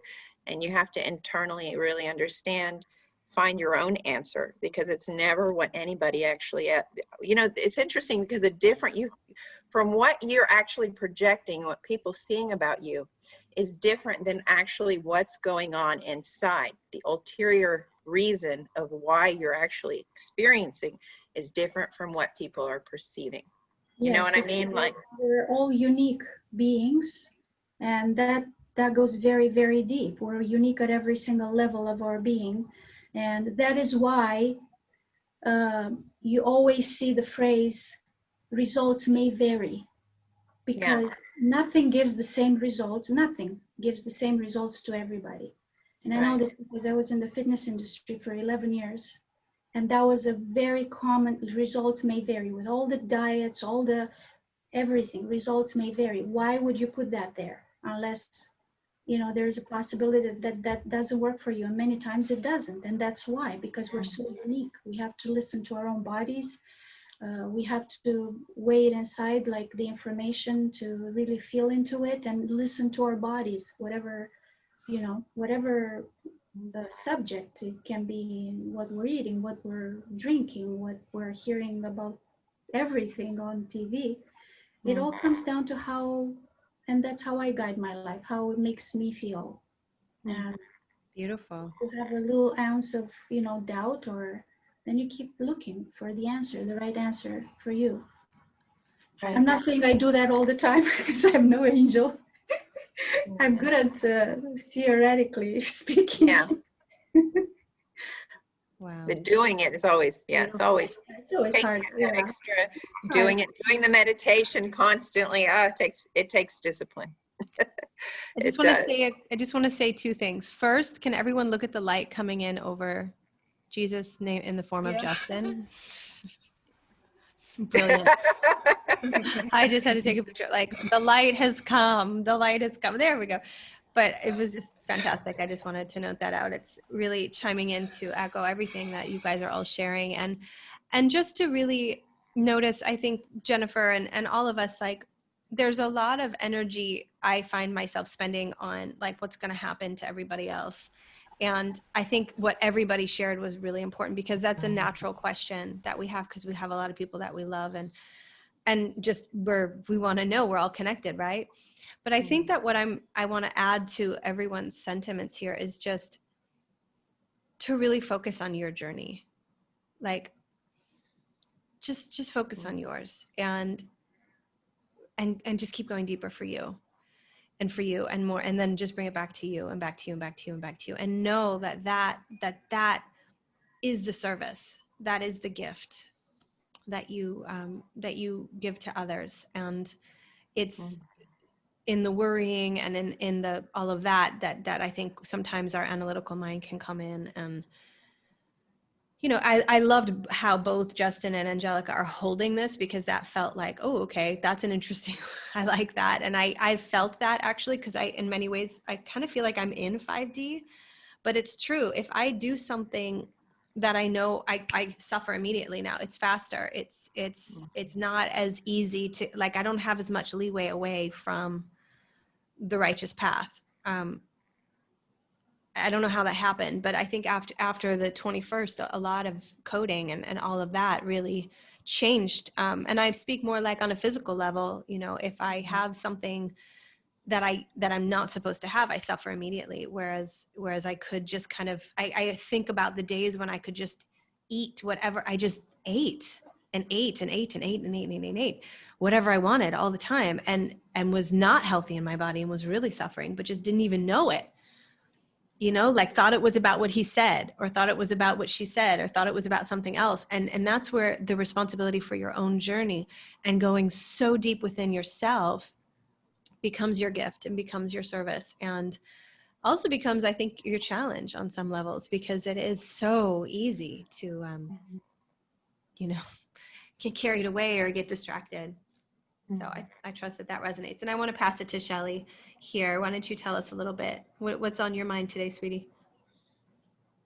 Hi, everybody. First of all, I want to say I feel so grateful that I'm a part of this community. Again, thank you, Marie, for inviting me in. So I kind of just wanted to like share my story and like how I became so like open to the truth and all of this stuff. So yeah, for ever since I was little, I always knew that I was different in a way. Like, we're all different, but I felt like I was different from like everybody else in my class. Like, I just felt like there was something about me. And because I've been moving for the past, like, I don't know how many years, like 10 years, I used to move from school to school to school. And I literally never really had any friends, and I always wondered why.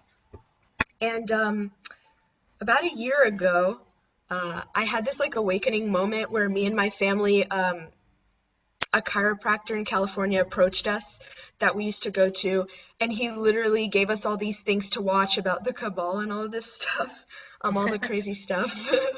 And so we were like, oh my gosh, that was our like awakening moment. And when I started like really diving deep, not really diving deep, but like my family was diving deep into it, for some weird reason, I started like talking about it on social media, and I literally lost all my friends.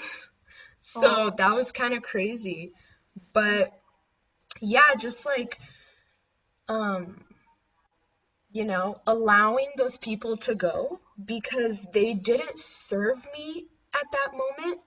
And it's not like they were my best friends, but all of these people just, they didn't have any place in my life at the moment. So, this huge awakening journey that I went through, it's kind of crazy when like you discover all of this stuff, first of all. Like, it's crazy. And so when everybody's going to hear all of this soon, like when the disclosure is going to come out, it's going to be shocking for so many people. But yeah, so I lost a lot of friends, and I realized that the only people that stayed were the people that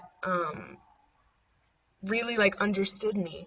And so, yeah, just I was always one of those people that always tried to like hold on to everybody. And I always wanted to be popular in school and all of that stuff.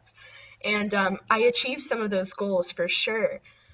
But yeah, just like letting go of those attachments, like you were saying, Marie, can be difficult even at such a young age, like, like me. But yeah, I just wanted to share that. Thank you. Thank you for sharing, Shelley. I'm so inspired by you, and just really feel like when I told my husband about you, and he was like, well, wouldn't it be amazing if Ruby got to meet her, which is our daughter? And I was like, yeah. And like, that makes me feel really sweet that, you guys are going to be the leaders too, and that we're all leaders. And that's what this is about. It's really about walking the walk. And wow, kudos to you. I mean, a lot of us had to wait a lot longer. I was 24 when I got my first headbang, but I'm still 40 and now, and I think that like, we get better and better. And the earlier you can start, I mean, just wow. I look at my son, like he's 4. He's more advanced. Incredible. 40, like it's amazing. So way to go. And we love having you here. And why Thank don't you you, so much. yeah, you're such a sweetheart. How can people support you? Is it are you still mostly on Instagram? Sure. And Yeah, so I'm on Instagram. I post like a lot of stuff on there about like, I just post like inspirational videos for all my followers. I'm on Instagram. Wait, let me see, Shelly though. I'll post it in the chat. Perfect. Perfect. That's my Instagram, and yeah, I'm also on Facebook. But yeah, Instagram is like the main platform where we could really like connect, and I would love to meet more like-minded kids my age and teens my age. So that would be incredible. Yeah, if you guys have like any kids that are, Can you please into be all my of this. daughter's friend? Yeah, okay. She's going Sure. through exactly the same thing as you. She's 17. Wow, Yeah, sorry to interrupt. that's incredible. I have to say That's that. totally fine. Yeah. For sure. I would love to all connect on Instagram. Shelly, So, if you know, my son and I have these conversations all the time. Just last night, he said, my friends, and he stays kind of off the political issues, but he's very vocal when we go on our walks with our dogs. He says, these guys, they say they all hate Trump. And then I say, well, why do you hate Trump? He said, well, because they say he's racist. And he says, well, give me an example of what he said was racist. No example. Pure programming for the youth. If Alex is, crazy. girls mature a little bit faster than guys do, but he has this voice, and I would love, maybe if you can connect with him to kind of inspire him to come out, because he's not used to podcasts or Zoom calls or anything like that. But if you can motivate him to go, because he has these wonderful, I'll tell you, I'm a subjective mother, so I have, biases towards my son, but he literally, I was about to move to Australia when I thought Hillary was going to win. And he dreamt several weeks before. He said, Mom, let's not go. I dreamt that Trump is going to win. He always has these dreams. A few times I didn't listen to his dreams. Boy, did I regret it. But he has some gifts. And I think your generation has gifts. Wow. And you don't have to go through the lessons we go through. Sure. Because, you came in with some other gifts and some other more insights than, the challenges that we had to go through. And you're more sensitive. I think this generation's more sensitive. So I'm going to kind of give him a little nudge and if get him to connect with you. So then, to get him speaking too. So then the youth will kind of start to wake up to what's going on. For sure. I think the more we could all come together, especially the youth, the brighter our future is going to be, because I feel like there's so many like kids who are so special, but they're like scattered across the world and they feel alone. But at the end of the day, they're not alone. There's so many kids just like them. If we all could just like connect in one place, that would be so beautiful. That would be, absolutely. Yeah, because he doesn't want to go to school. He's homeschooling and he loves this pandemic. He's like, yeah, that's good. Just to touch on that note, Shelley, you said about being spread out and feeling lonely. I saw a good perspective on this that really helped me. And, God put us in all of these different locations all over the world so that our light can be shown in as many places as possible. So right now it feels like it's lonely because we're isolated, but we're here for a specific purpose to share that light as brightly as possible so that when this transition, we're already transitioning, we can be those beacons for those who are searching for that light to grab onto and grab hold of that life vest and say, have somewhere to reach out to. So you're in the right place. We're in such a right place. Yeah. Right on. Thank you. Wow. Right on. It does say in A Course in Miracles, if I may say this, that our only job is to work on ourselves. And once we get to that point of being at peace and doing the work, we, without even realizing, we're helping others awaken, the ones that actually already have a question. And that's how we help. We don't even have to put in any effort, really. Energetically, we help a lot of people around us, and not around us, all over the world, with just making the choice to listen to the voice of God and move forward in that. And we're helping everyone who's on the brink of being there and have a question already. That's what I learned from A Course in Miracles. So beautiful, beautiful. And all of those people that like we've kind of got to be those people on the front lines, right? And all of those people that are, you know, still not awakened in a way, right? We've just got to never judge them and never criticize them, because it's easy to do that. I just really quickly wanted to say this, but we've got to be those people that are like the example, and we've got to like lead all of them with love and compassion. Beautiful. That's the only way to 5D. Wow. Yeah. Say it one more time. I said I would give her a huge big hug if she was right here. Oh, yes. All of us are giving you a big hug. We love you so much. Woo, we love you. Yeah, look, Jess is reaching through. We love you. So many hugs. So this is great. I wanted to have a song, but before, why don't we close the class today, the show or podcast, whatever this is, circle, with the song. So is there anyone else that wants to share before we go into a little musical offering? Maybe next time. It's really lovely to have you guys all here.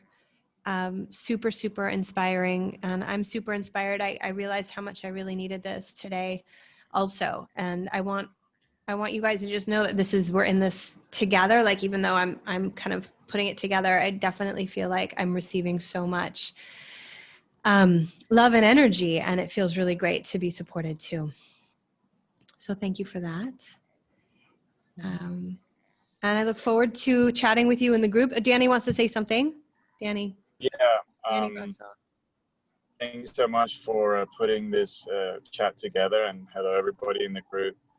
And yeah, I just love the range of, particularly of ages, as you've been putting out with Shelley and Jenny's son, and more to come.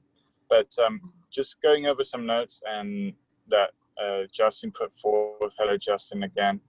I really see that, you know, now we are on an intellectual level, really have the capacity to see, okay, this is where we're going, this is where we want to go, this is what's going on.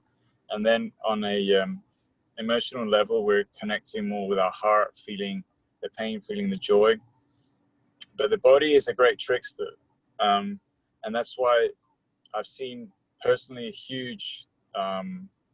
just a huge difference with the diet changes. And this would be something that if you're looking for I'm going to call it an easier way out, the diet's going to be a huge companion to it. And I'm not saying, like Angelica pointed out, that, you know, results may vary. However, one further tool to our own empowerment is to take back what we put into our bodies. And starting with the physical part, which is the food and the liquid. And then, of course, then there is also the idealistic part, the mental part, the energetic part, which we get attuned to later on. But it's starting somewhere. I would recommend, like, that's a huge one. And just look within and see what's going on with that, in your day-to-day life, and become your own scientist, really, and see what happens if I pull this out for a few days, and with this kind of thing and that sort of thing.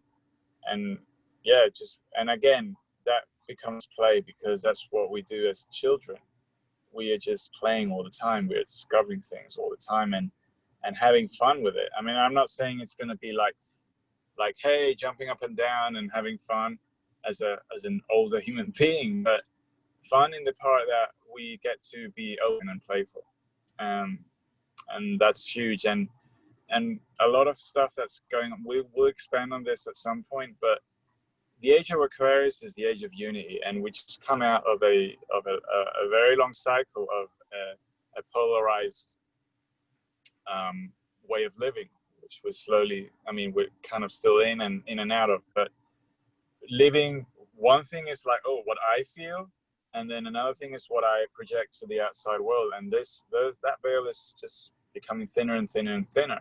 So when we see I think there's more people that actually are there, many more than we give credit to. It's just a question of, like, I think everybody's more ready to that song, really. that kind of music. It's like, yeah, I'm ready to jive to that kind of music. The full disclosure, the openness.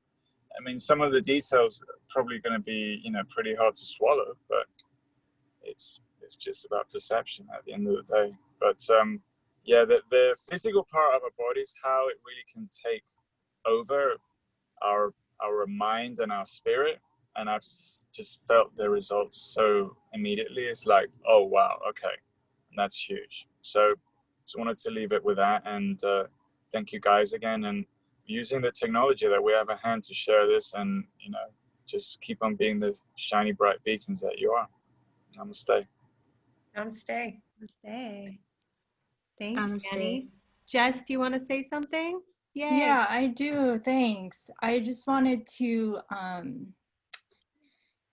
just to really add to what Danny was saying about the diet and becoming your own science experiment. This is something that I did for myself, 2 months ago. I was learning all these wonderful things through Charlie Freak and that channel and about diet. And it just occurred to me one day, well, why don't I just try it? See what it feels to only eat fruit and vegetables, just to only eat of the earth and to let everything else go.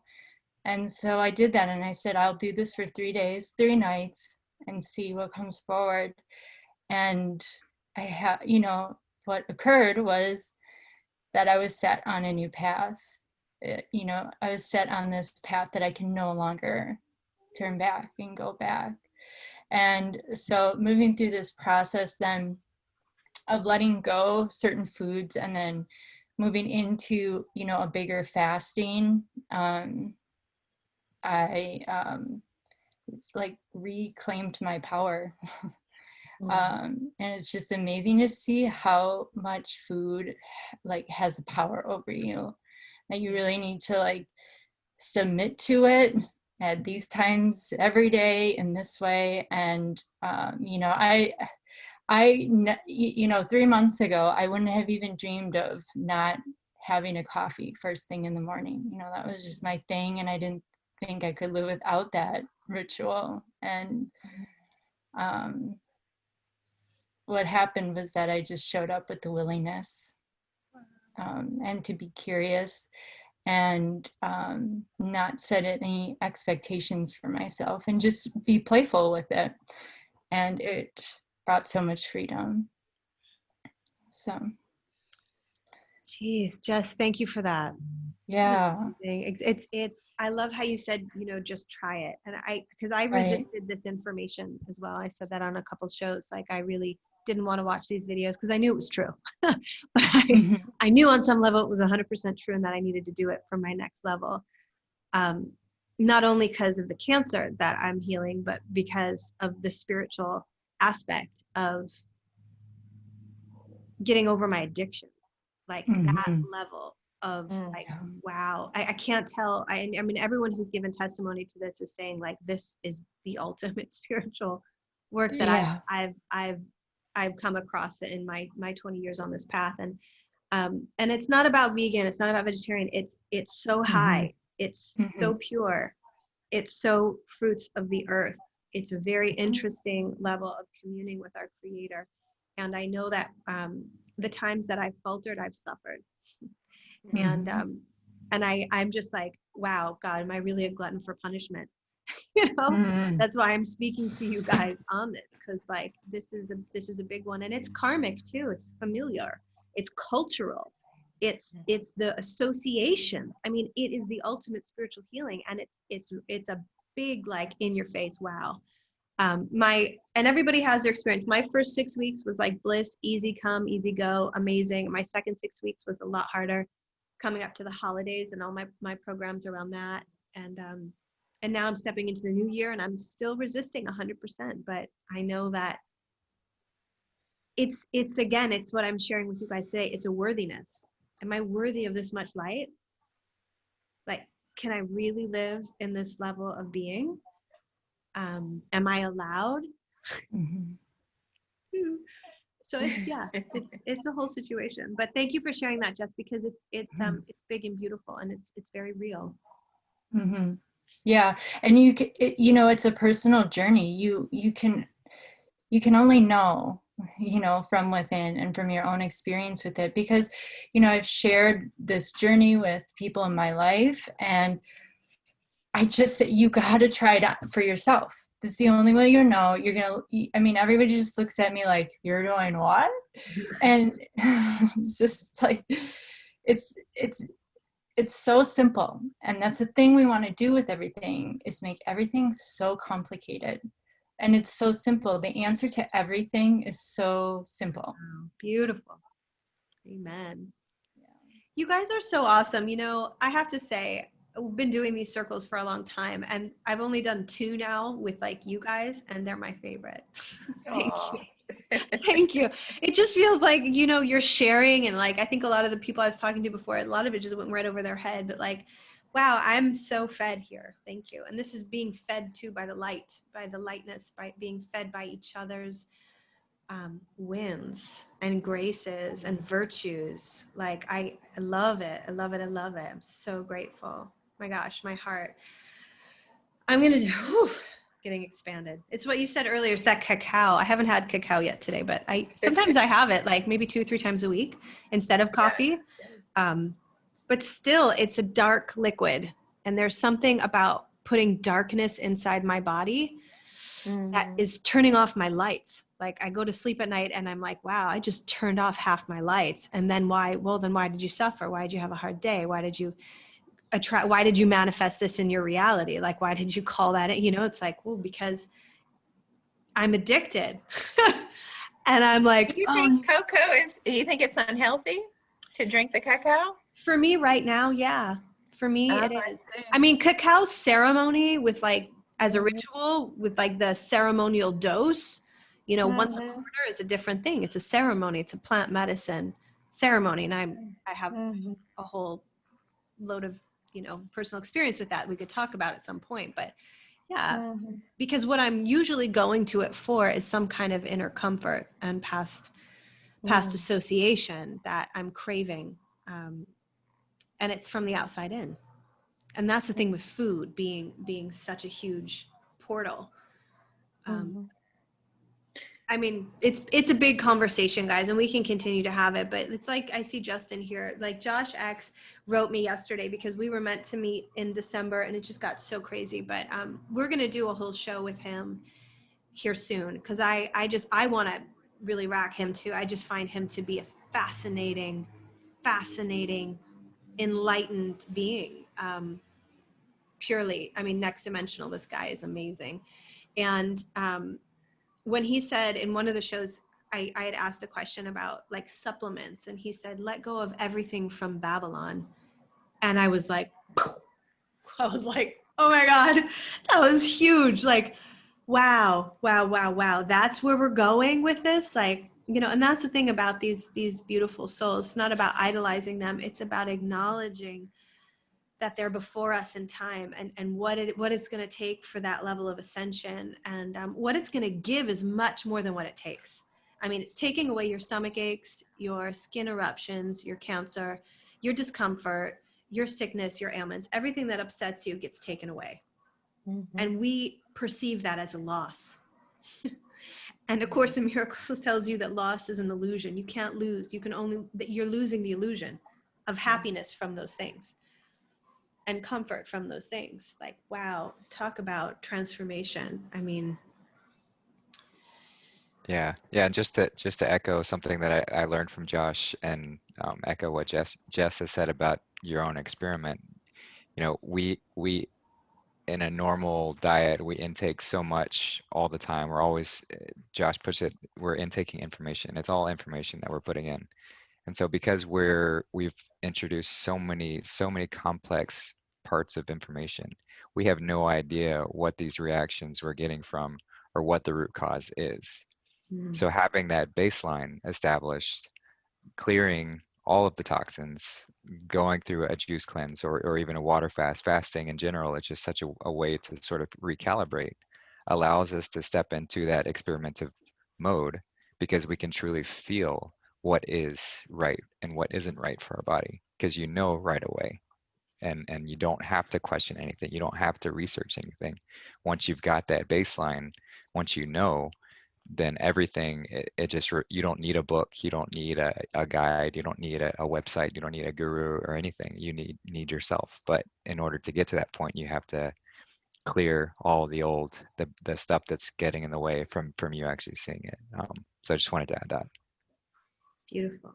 So true. Yeah, can I just respond? That's so like right on, because I went through the fasting group with Josh as well, and once you're totally cleared, you can see, so it's so apparent what these things do to you. So I've had coffee and then I'm up for like 2 days, so it's so clear what it's doing to me. And like for the holidays, I had this meal with some dairy in it, and it's like, immediately a stomach ache. So it's like so loud. It's so obvious.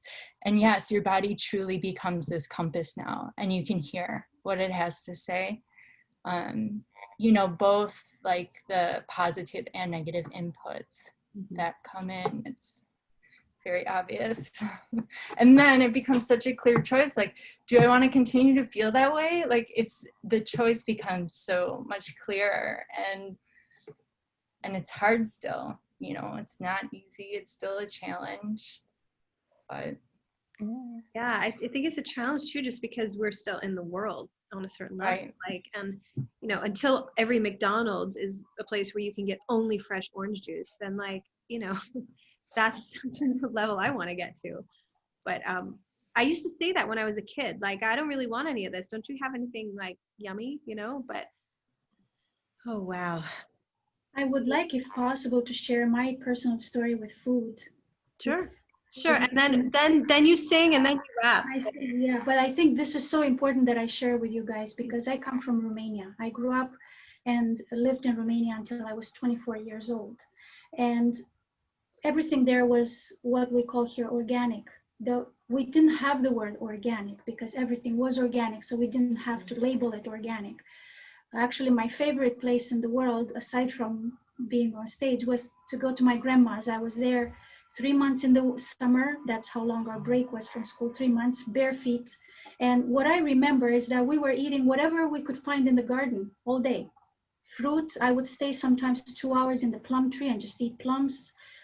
I would go inside the house only to grab some of that coarse salt, and then I would run to the garden and get this huge tomato and just sit down in the garden between the tomato plants and dip it in salt and eat the tomato. Like, those were such, like, I cherish those times the most. And then I never heard, growing up, I never heard the word allergy. Well, I heard allergies, but we would only use the word allergy when we didn't like someone.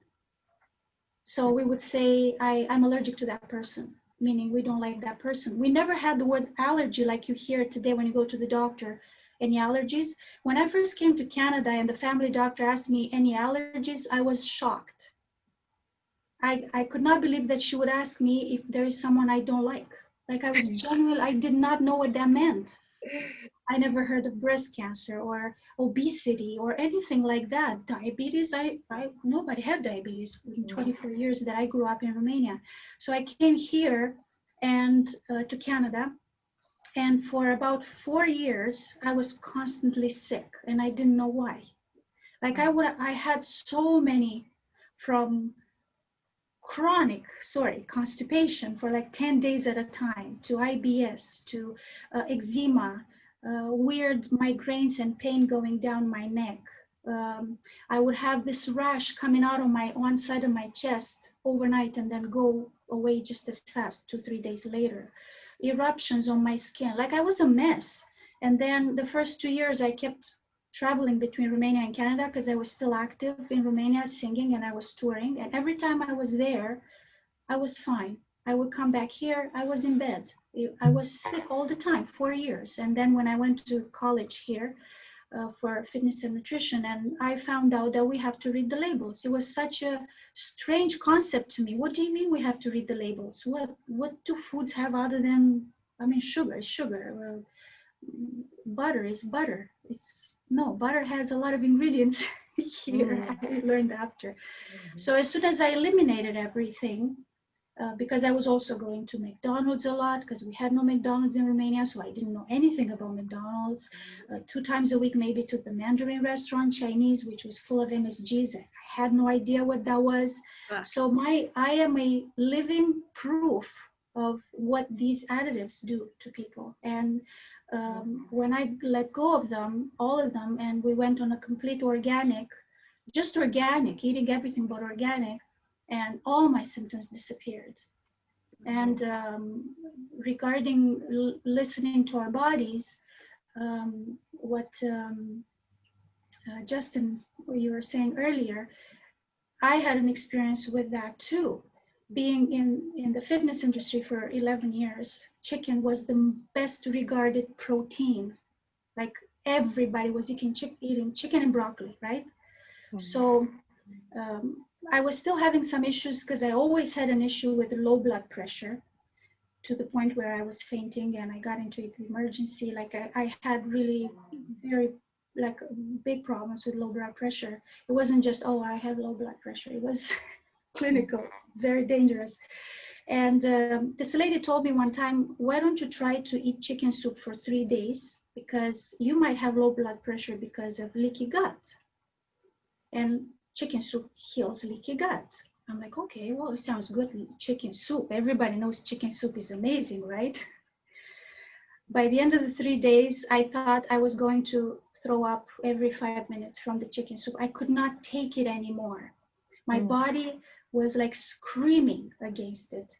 And it wasn't because I was just eating chicken soup, because I tried what Charlie's saying with the fruit only for 2 weeks, and I was fine eating just fruit. It was the chicken.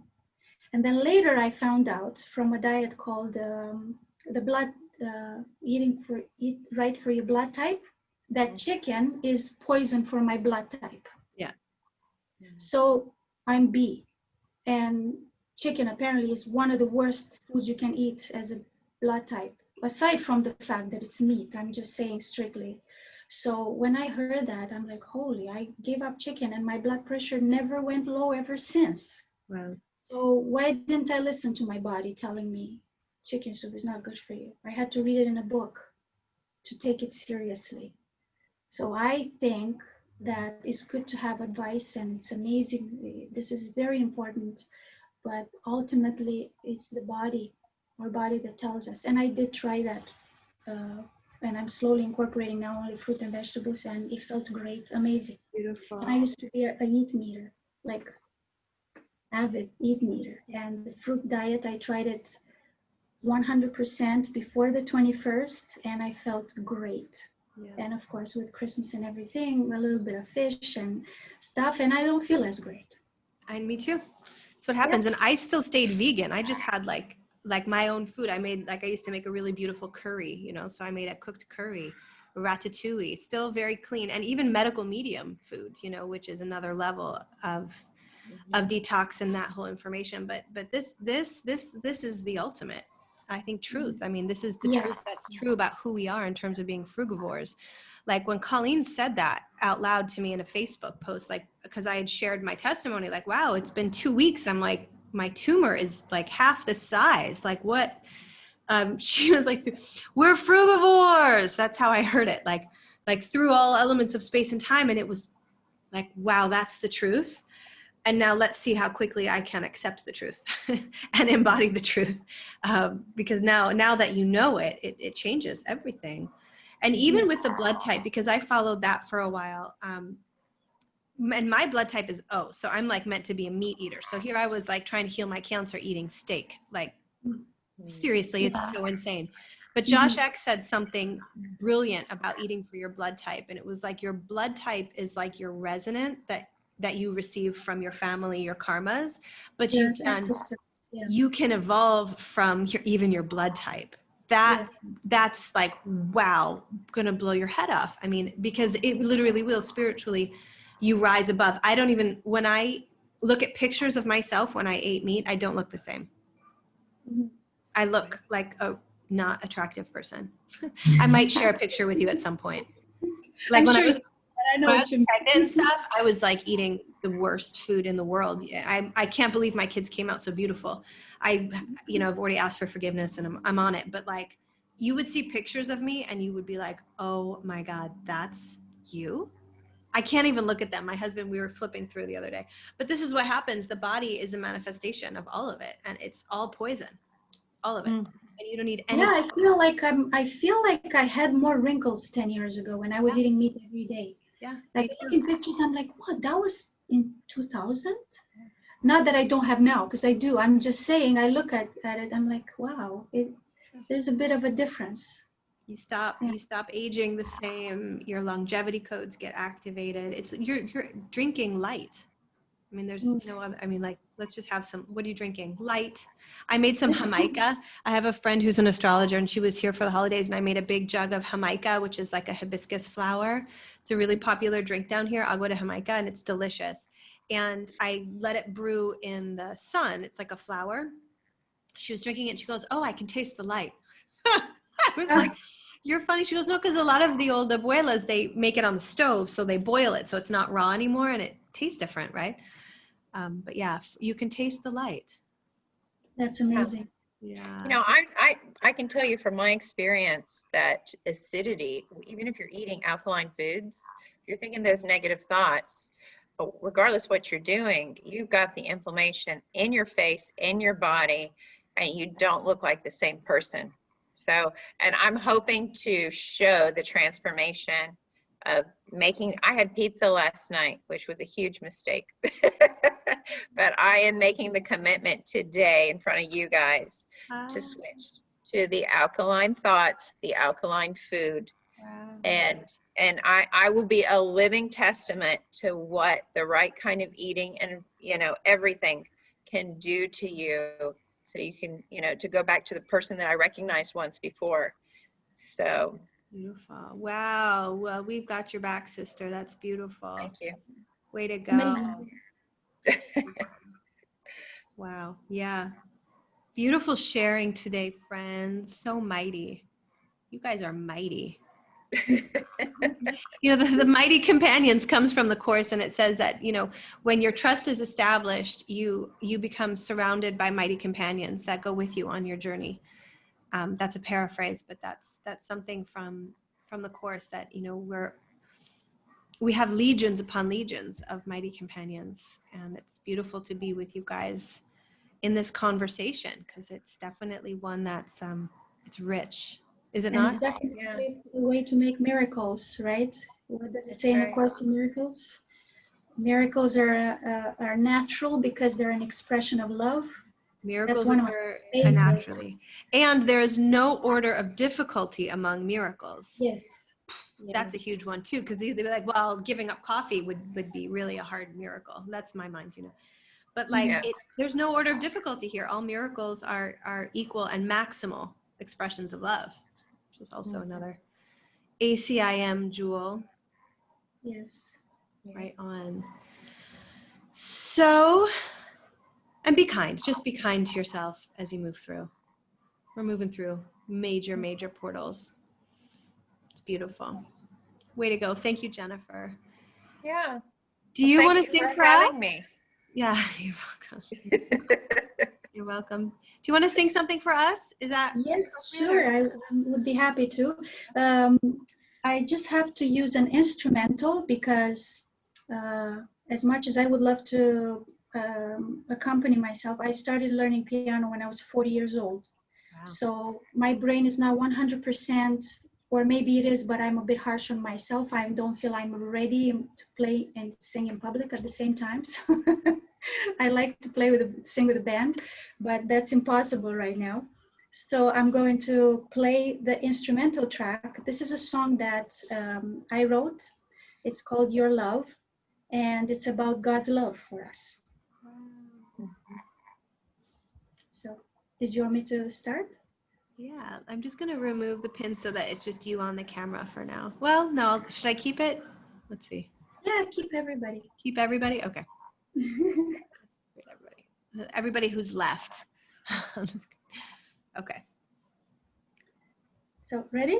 Yeah, we're I'm going ready. to play Thank the you for track. doing this. Nice to have a little music. Oh, no problem. That's my thing. So I'm happy to do it.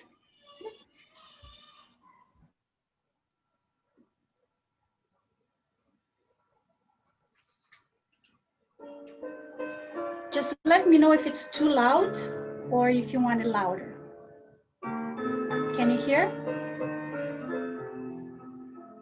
Yeah.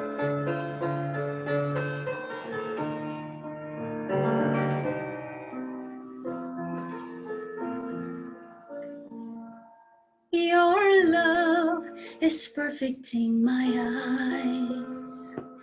It's easy to describe why.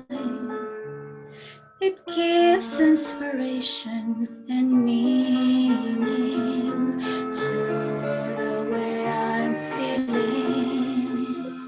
Your love is sitting in my heart, wrapping me up from inside out.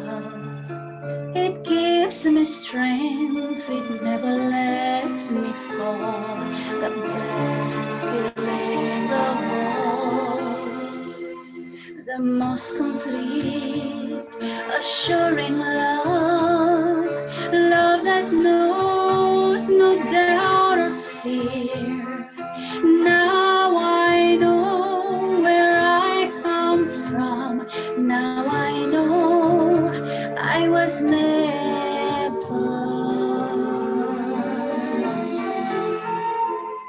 alone.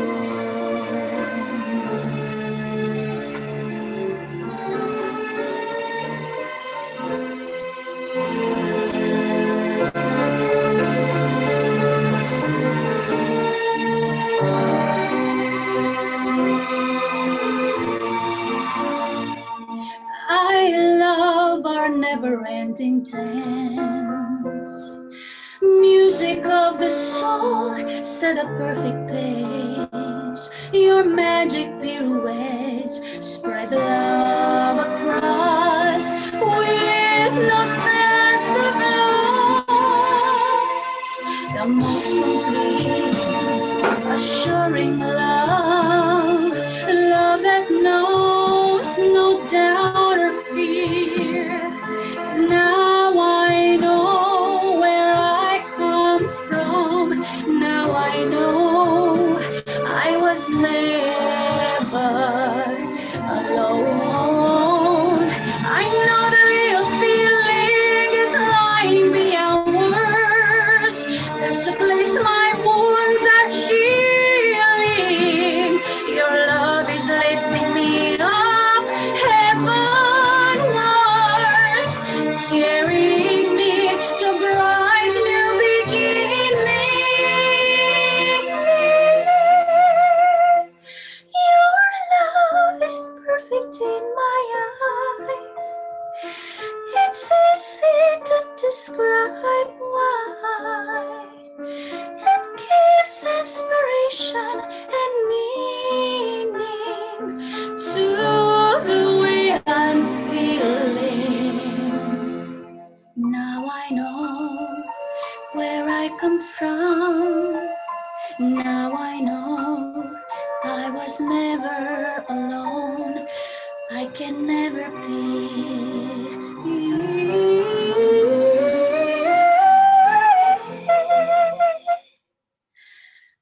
alone.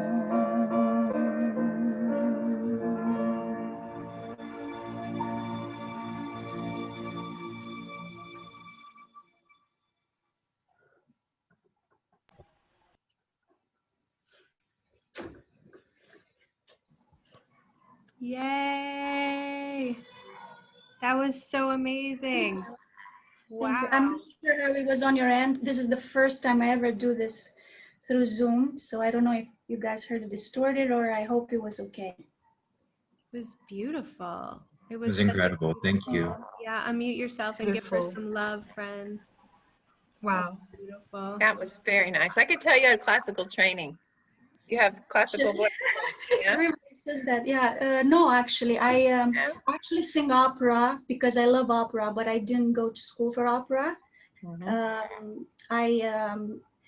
My whole life people have been telling me to train classically, and I didn't. And then at 26 years old, I went to university here. I decided to go for opera. And then the teacher from the Royal Conservatory of Music, who I went for an audition, she said I was too old to study opera. So Oh no, no! But you know what? We're going to change that because I'm a dramatic opera singer, and I stopped at 17 because I wanted to learn to write a structured paper instead. I listened to my family, and they just didn't want me going in the creative field, you know.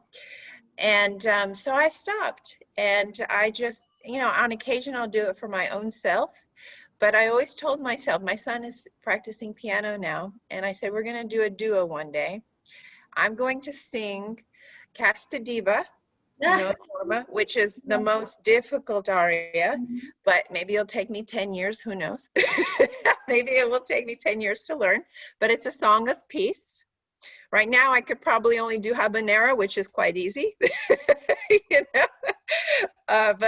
that's what I want to go for. I want to start training, and I have to accomplish something in this lifetime. Yeah, it's very possible. I actually sing classical music now, and I have a CD with classical music because I was a very long time, I was, felt very small because I never went to school for class. I went to university for musical theater, but not classical. And I always was shy and never said, oh yeah, I sing classical music because, in that world, you need to go to university. But then I said, I don't care. I love it. It's my natural voice. I actually naturally sing opera easier than pop.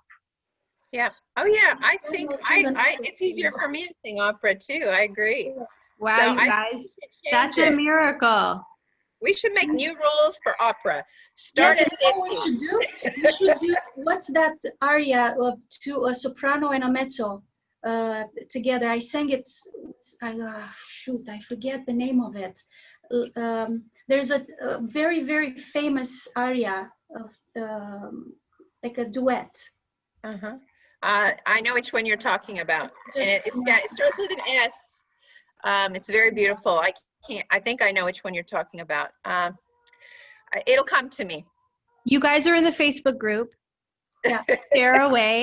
Share music that all of us need to listen to continue to lift our hearts up. We're going to post Angelica's YouTube channel and all of that stuff. She wrote an amazing children's book. If you weren't here last week, she talked a little bit about that story. Go watch that because she's a very talented person, and I'm just beautiful woman.